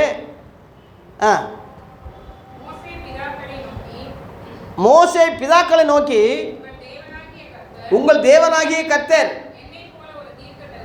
என்னை போல ஒரு தீர்க்கதரிசியை உங்களுக்காக உங்கள் அதாவது யூத குலத்திலிருந்து எழும்ப பண்ணுவார், அவர் உங்களுக்கு சொல்லும் எல்லாவற்றையும் அவருக்கு நீங்கள் செவி கொடுங்க. அந்த தீர்க்கதரிசியின் சொல் கேளாதவன் எவனோ அவன் அவன் இந்த உலகத்திலே ஜனத்திலே இராதபடிக்கு நிர்மூலமாக்கப்பட கடவா அப்படின்னு எழுதியிருக்கு இல்லையா? அந்த தீர்க்கதரிசி இவர் தான். இங்கே வசனம் முடியும் போது பார்த்தீங்கன்னா, பிள்ளையாகி இயேசுவை முதலாவது எழுப்பி உங்களிடத்துக்கே அனுப்பினார். இந்த தேவ பிள்ளை தான்ப்பா இந்த இயேசு, மோசே சொன்னது தான்ப்பா இவர், தீர்க்கதரிசனம் சொன்னோம்லாம் இவரை பற்றி தான்ப்பா எழுதியிருக்கு. இவர் தான்ப்பா, இவர் தான் எண்டு, இவரோட முடியுது. இவருக்கு அடுத்து இவர் சொல்கிறது தான் அது பொருந்தாது. இவருக்கு ஓவர்டாக் பண்ணி அது சொல்ல முடியும். இன்றைக்கி உள்ள ஆளுங்க அப்படித்தானே சொல்கிறாங்க. இயேசுவை பற்றி சொல்லாமல், அவர் சொன்னதை பற்றி சொல்லாமல், கடைசி கால ரகசியங்களை சொல்லாமல், பழைய ஏற்பாட்டையே நடந்ததே சண்டைக்கு போனால், அங்கே யுத்தத்துக்கு போனால், அவன் கொண்டாடி எழுத்துட்டு போனான், இவன் குதிரையில் போனான், யுத்த வீரர் சண்டை. இன்றைக்கி என்ன அந்த காலத்துலையா இருக்கும்? யுத்தம் சண்டை போடுறதுக்காக இன்றைக்கி இருக்கும். எல்லாம் அவன் போனான், அவன் ரெபேக்கா வந்தான், அவன் இவன் போனான், பெராக்காவில் ஊதுனான், என்னென்னமோ முஸ்லீம்க மாதிரி வாயில் வராத பேரெல்லாம் சொல்லிக்கிட்டு நேரத்தை வேஸ்ட் ஆக்கி யூதர்களை பற்றியே முஸ்லீமை பற்றி மாதிரி சொல்கிறானே தவிர இயேசுவை பற்றி சொல்கிறதுக்கு நாதி இல்லை. அதுதான் இவர் எழுதியிருக்கிறதெல்லாம் இவர் தான் சொல்லிட்டாங்களே, இவர் தான் இருக்கு, இவர் தான் இப்போ இனிமேல் இவர் தான், இயேசு கிறிஸ்து தான். ஒரு தகப்பே மகளை திருமணத்தில் கையை பிடிச்சி புருஷக்கிட்ட கொடுக்கும்போது, மணவாளங்கிட்ட கொடுக்கும்போது என்ன உணர்வோ அந்த உணர்வு தான் பழைய ஏற்பாடு ஜனங்களை பிடிச்சிட்டு வந்து இயேசு கையில் கொடுத்துருச்சு. ஆனால் இவரை யாருன்னு அந்த அம்மாவுக்கே தெரியல. இப்போ வந்து ஒரு புருஷன் மணவாளன் கையில் ஒரு அப்பா கொடுக்குறார், அம்மா பார்த்துக்கம்மா, ஐயா சின்ன வயசுலேருந்து கண் கலங்காமல் என் பிள்ளையை காப்பாற்றி வளர்த்து வந்தேன், இனிமேல் நீங்கள் தான் எல்லாமே. அதுதான் கல்யாணத்தில் சொல்கிறாங்க, மரணம் நம்மை பிரிக்கும் வரவு உன்னை விட்டு நான் பிரிய மாட்டேன். அந்த எல்லாம் நிலநாட்டமாக எடுத்துக்கலாம். அந்த கானாவூர் கல்யாணத்தை பற்றி அடுத்த வாரம் பேச போகிறேன். அற்புதமான ஒரு அதிகாரம் அது. ஆகவே பழைய ஏற்பாடு இயேசுவோட முடியுது. நீங்கள் முன்னாடியே ஒரு வசனம் வாச்சிங்க, ரோமர் 10:4 இயேசு நியாயப்பிரமாணத்தின் முடிவாக இருக்காருன்னு, இவரோட முடியுது. மத்தேயு 5:17 நியாயப்பிரமாணம் தீர்க்க தரிசனத்தை அழிக்க வரல, அப்படி நினைக்காதீங்க. அழிக்க வந்தேன்னு என்னாதீங்க, நிறைவேற்றவே வந்தேன். சிலுவையில் எல்லாம் முடிந்ததுன்னு சொல்லி நிறைவேற்றிட்டாரியா? கலாத்தியர் 3:13 மரத்திலே தூக்கப்பட்ட எவனும் சபிக்கப்பட்டவன் எழுதியிருக்கிறபடி கிறிஸ்து நமக்காக சாபமாகி நியாயப்பிரமாணத்தின் சாபத்திலிருந்து நம்ம என்ன செய்தார், மீட்டு கொண்டார்னே இருக்குது. அதோட முடியுது எல்லாம். நியாயப்பிரமாணத்தினால ஒருவனும் நீதிமான் ஆகிறது இல்லை. நியாயப்பிரமாணம் விசுவாசத்தை குறிதில்லைன்னு சொல்லி அதுலேயே 10:11 இருக்குது. நியாயப்பிரமாணத்தினாலே நீதி வருமானால் கிறிஸ்து மரித்தது வீணாக இருக்குமேன்னு சொல்லி கலாத்தியர் 2:21 இருக்குது. நிருபங்களை படித்தா தானே இது விளங்க போகுது, அவனுக்கு புரிய போகுது. ஏசு கிறிஸ்துவால் தானே விடுதலையே வருது. இன்னொரு வசனம் வாசிக்கலாம், அப்போஸ்தலர் 13:39 படிக்கிறீங்களா? அப்போஸ்தலர் 13:39 மோசேயின் நியாயப்பிரமாணத்தினாலே, அதாவது யூதர்களை பார்த்து அப்போஸ்தலர் சொல்கிறாங்க, நீங்கள் எவைகளின்று விடுதலையாகி நீதிமான்களாக்கப்படக்கூடாது இருந்ததோ இந்த இயேசுவை தேவகுமாரன் விசுவாசிக்கிற எவனும் அந்த நியாயப்பிரமாணத்திலிருந்து இயேசு கிறிஸ்துவால விடுதலையாகி நீதிமானாக்கப்படுகிறார் என்று தெரிஞ்சிருக்க கடவுள். இதாயா சுவிசேஷமே, இதாயா. அப்போஸ்தலர் நடவடிக்கைகள் படித்தா தானே விளங்க போகுது, நிருபங்கள் படித்தா தானே இந்த விவரம் புரிய போகுது. தயவு செய்து நிருபங்களை படிக்க சொல்லுங்கள், அப்போஸ்தலர் நிருபங்களை படிக்க சொல்லுங்கள், சுவிசேஷங்களை நல்லா நிம்மதி கோளாறாக படிக்க சொல்லுங்கள். அது முடிஞ்சு போன விஷயம்ப்பா. பழைய காலண்டரை வச்சு நீ தேதி கொடுக்காதப்பா, அது பழைய வருஷம்ப்பா. அது புது வருஷத்தில் கேலண்டரை கொடு, பிப்ரவரி இப்படி, மார்ச் எப்படி, ஏப்ரல் தேதியை கொடு, புது வருஷத்தில் கொடு. அதில் கொடுக்காது. அதுவும் காலண்டர் வசனம் தான், இல்லைன்னு சொல்லலை. அது பழைய வருஷம். பழையவைகள் எல்லாம் ஒளிந்து போயினேன், எல்லாம் புதிதாயின, புதுசாக ஜீவனும். அதான் புது உடன்படிக்கைன்னு சொன்னார். புது உடன்படிக்கைன்னு சொன்னாலே பழைய உடன்படிக்கை பழசாயிடுச்சுன்னு சொல்லி எபிரேயர் 8:13 இருக்குது. எல்லாம் விலைக்கு சொல்ல டைம் இல்லை. திரும்ப நீங்கள் வந்துடுங்க, நம்ம இதை முடித்து நிறைவு ஆக்கிடுவோம். ஆகவே 47ஆம் வசனத்திலே இயேசு நாத்தான் வேலை தம்மிடத்தில் வர கண்டு அவனை பார்த்து சொல்கிறாரு, இதோ கபடமற்ற உத்தம இஸ்ரவேலன். இஸ்ரவேல்லையும் கபடமற்றவங்க இருக்காங்க, நல்லவங்க இருக்காங்க, கெட்டவங்க இருக்காங்க. எல்லா ஜாதிகளையும் நல்லவங்க இருக்காங்க, கெட்டவங்க இருக்காங்க. கிறிஸ்தவங்க எல்லாரும் நல்லவர்கள் நம்ம சொல்லக்கூடாது. கெட்டவங்க இருக்காங்க, நல்லவங்க இருக்காங்க. இந்துக்காரங்க எல்லாம் கெட்டவங்கன்னு சொல்லக்கூடாது, அங்கே நல்லவங்க இருக்காங்க. நல்ல கருத்துக்கள் எல்லா இடங்களையும் இருக்குது. ஆனால் அந்த கருத்து பொருள் ஒன்று தான். அந்த பொருளுக்குரியவர் இயேசு நானேன்னு சொல்கிறார். என்னை குறித்து தான் இதெல்லாம் இருக்குதுன்னு சொல்கிறார். அந்த இடத்துக்கு அவங்கள கொண்டு வந்துடணும். அதான் நம்ம முயற்சி. நம்ம அப்படி வந்துட்டோம்.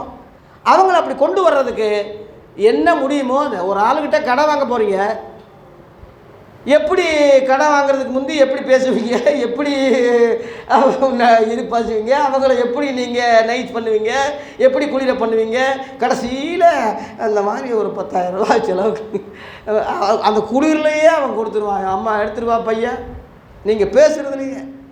அந்த மாதிரி நீங்கள் புறஜாதிகளை கிறிஸ்துவுக்குள்ளே கொண்டு வர்றதுக்கு, மற்ற ஜனங்களை ஆண்டவருக்குள்ளே கொண்டு வர்றதுக்கு, இந்த சத்தியத்தை சொல்கிறதுக்கு ஞானமாக பேசுங்க, விவேகமாக பேசுங்க, பொறுமையாக பேசுங்க, அன்பாய் பேசுங்க, அற்புதமாய் பேசுங்க. நான் சாந்தமும் மனத்தாழ்மையுமா இருக்கேன்னு சொல்கிறார் இயேசு. நீங்கள் மத்தேயு 11ஆம் அதிகாரத்தில் 29 நான் சாந்தமும் மனத்தாழ்மையுமா இருக்கேன். என் நுகத்தை ஏற்றுக்குங்க, என்னிடத்தில் கற்றுக்கொள்ளுங்க. அப்போ உங்கள் ஆத்துமாக்களுக்கு என்ன கிடைக்கும்? இளைப்பாறுதல் கிடைக்கும். சாந்த சொருவியாக நம்ம இருக்கணும். நம்ம வெட்டு ஒன்று துணுப்பு. உங்ககிட்ட தான் கொஞ்சம் கடினமாக பேசுகிறேன். புறஜாதிகிட்ட அப்படி பேசக்கூடாது. தேவன் அறியாதவங்ககிட்ட அப்படி பேசக்கூடாது. அவங்க எப்படி ரட்சிக்கப்பட முடியும்? அதனால் அவங்கள ரட்சிப்புக்குள் கொண்டு வர, இந்த மெய்யான ஒளியை சொல்ல, சத்தியத்தை சொல்ல, கபடற்ற உத்தம இந்துக்கள் இருக்காங்க, கபடற்ற உத்தம முஸ்லீம்கள் இருக்காங்க, கபடற்ற புறஜாதிகள் நிறையா இருக்காங்க. அவங்க எல்லாரையும் இயேசுவை போல சொல்லி அவங்கள கொண்டு வர்றது நம்ம அவசியமாக இருக்குது. அப்போ நான் அத்திமரத்தை கீழே இருந்து கண்டேன்னு சொல்கிறார் 48. அதற்கு அவன் சொல்கிறான் 49, ரபி, நீ தேவனுடைய குமாரன், நீ இஸ்ரவேலின் ராஜா என்றான். அவனுக்கு தெரிஞ்சிருச்சு, நான் அத்திமரம் கீழே இருக்கும்போது உங்களுக்கு எப்படி தெரியும்? கரெக்டாக சொல்கிறீங்களே, அப்போ நீங்கள் உண்மையிலே யார்? தேவகுமாரன், இஸ்ரவேலில் ராஜா. நீங்கள் இஸ்ரவேலில் ஒரு ராஜா எதிர்பார்த்துக்கிட்டு இருக்கிறோம், நீங்கள் தான் அது. அப்போ ஏன் சொல்கிறாரு, அத்திமரத்தை கீழே நான் இருக்கு என்று நான் உங்களுக்கு சொன்னதுனால நீ விசுவாசிக்கிறப்பா, இதிலும் பெரிதானவைகளை காண்பாய் என்றார். லேல்வா, நீ இந்த ஒரு காரியத்தில் நீ நம்பிட்ட, நீ இதை விட பெரிய காரியங்கள் எல்லாம் நீ என்னை பின்பற்றி வர வர வர வர நீ பார்க்க போகிற. கடைசியில் சொல்லி முடிக்கிறேன். பின்னு அவர் அவனை நோக்கி சொல்கிறாரு, வானம் திறந்திருக்கிறதையும் தேவதூதர்கள் மனசுகுமாரிடத்திலிருந்து ஏறுகிறதையும் இறங்குறதையும் நீங்கள் இது முதல் காண்பீர்கள் என்று மெய்யாகவே மெய்யாகவே உங்களுக்கு சொல்லுகிறேன். இது நல்ல அருமையான ஒரு ஆழமான சத்தியம். அது அந்த நேரத்தில் யாரும் விளங்காது, புரியாது. ரொம்ப நம்பி ரொம்ப விசுவாசிட்டான்ல, அவனுக்கு தான் இந்த வார்த்தையை சொல்கிறார். விசுவாசிக்காதவனுக்கு அடிப்படை சத்தியத்தை தான் சொல்ல முடியும். இவன் விசுவாசிட்டான், நம்பிட்டான். நம்பின பிறகு இதிலும் பெரிதான காரியங்கள் என்னென்னா, பரலோகத்திலிருந்து தூதர்களே வர்றதை நீ பார்ப்ப, இங்கேருந்து ஏறுறதை நீ பார்ப்ப. நீ என்ன நம்பிட்ட, விசுவாசிட்ட, உனக்கு பெரிதானவைகளை காண்பிப்பேன்னு சொல்கிறேன். லேலுயா. இந்த பைபிள் ஸ்டடியிலே நீ விசுவாசிக்கும் போது, இந்த சத்தியங்களை நீ புரியும் போது, தெளிவடையும் போது, வித்தியாசங்களை புரிஞ்சு இந்த ரூட்டில் நீ வரும்போது, இதிலும் பெரிதானவைகளை காண்பாய். ஆழத்திலே வலையை தள்ளி கொண்டு போங்கன்னு சொல்கிறாரு. அப்போ தான் பெரிய மீனெல்லாம் ஆழத்தில் தான் இருக்கும். மேலே உள்ளதெல்லாம் சல்லி மீன் தான். அது சாலை மீன். சாலை மீன் விலை குறைஞ்சது. அப்பாவிகளுக்கு, ஏழைகளுக்கு அது நிறையா இருந்தால் தான் முடியும். ஆனால் ஆழத்தில் தள்ளி விட்டு போனால் பெரிய பெரிய பெரிய மீன் கிடைக்கும். கடல் இந்த வேதாகமம் தான். ஆழம் என்பது ஆழமான சத்தியம். பெரிய மீன் என்பது பெரிய காரியங்களை. நீ மீனை பிடிக்காத மனசனை பிடிப்பான்னு சொன்ன மாதிரி பெரிய பெரிய ஆட்களை நீ பிடிப்பாய். சாமித்துறையை பிடிச்சிருக்கேன், பெரிய மீன். கிரமர் சுரேஷ் ஐயாவை பிடிச்சிருக்கிறேன், அதை விட பெரிய மீன். இந்த மாதிரி உங்களை பிடிச்சிருக்கேன், எல்லாம் பெரிய பெரிய மீனுங்க, நீங்கள்லாம் சாதாரண மீன். அந்த மாதிரி பெரிதானவைகளை காண்பாய். லேலுயா. இன்னும் அடுத்து பெரிய மந்திரிகளை பிடிக்க போகிறோம், பெரிய பெரிய ஆளுக பிடிக்க போகிறோம். உலக அளவில் யூடியூப்பில் பறந்து நம்மளை தேடி வெள்ளைக்காரங்க வரத்தான் போகிறாங்க, பேட்டி காணத்தான் செய்கிறாங்க, நம்ம கூட்டிகிட்டு போய் உலகமெல்லாம் சுத்த விட தான் போகிறாங்க. அப்போ தான் இந்த நாதாரிகளுக்கு தெரியுமே தவிர இப்போ அந்த அருமை தெரியல அவங்களுக்கு. இதிலும் பெரிதானவைகளை காண்பாய். லேலுயா. இந்த பைபிள் ஸ்டடி என்ன யாராவது கேட்டால் வந்து பார். நீங்கள் எதை மட்டும் சொல்லுங்கள், வந்து பார். நாங்கள் சொல்கிறது லைவில் கேளு, வந்து பார், பெரிதானவைகளை காண்பாய்.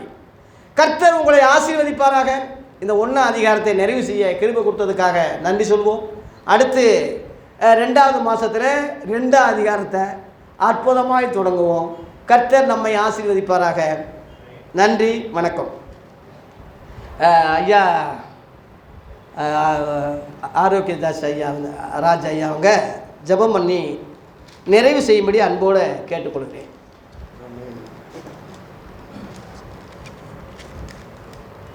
நல்லவரும் வல்லவரும் ஆகிய இயேசு கிறிஸ்துவின் வார்த்தையை நம்ம இவ்வளோ நேரம் நல்ல பிரசங்கம், நல்ல ஆலோசனை, நல்ல மகிமையான சக்தியும் கேட்டோம்.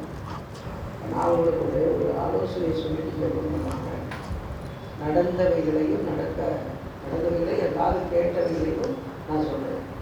கவனிங்க, ஓடிட்டு என்னென்ன அவங்க நான் சொல்ல போகிறேன்னா, ஒரு ஆர்சி குடும்பத்தில் அவங்க பிள்ளைக்கு என்ன செய்கிறாங்க, கல்யாணம் பண்ணுறாங்க. அவங்க ரட்சிக்கப்பட்டு எத்தனை வருஷம் ஆச்சு அது எனக்கு தெரியல. ஆனால் ஆர்சி குடும்பத்தில் பயபக்தியாக வைராக்கியமாக இருந்து இயேசுவை தேடிட்டாங்க. பிள்ளைக்கு கல்யாணத்தை பண்ண போகிறாங்க. ஆனால் அந்த கல்யாணத்தை அவங்களுக்கு செய்கிறது நல்லது, பிள்ளைகளுக்கு செய்கிறாங்க. அவங்க போன சபையில் செய்யலை. நான் சொல்கிறத நல்லா கவனிங்க. அவங்க போகிற சபையில் செய்யலை. அந்த சபை போதகர் வளர்ந்த போதகர், சாதாரண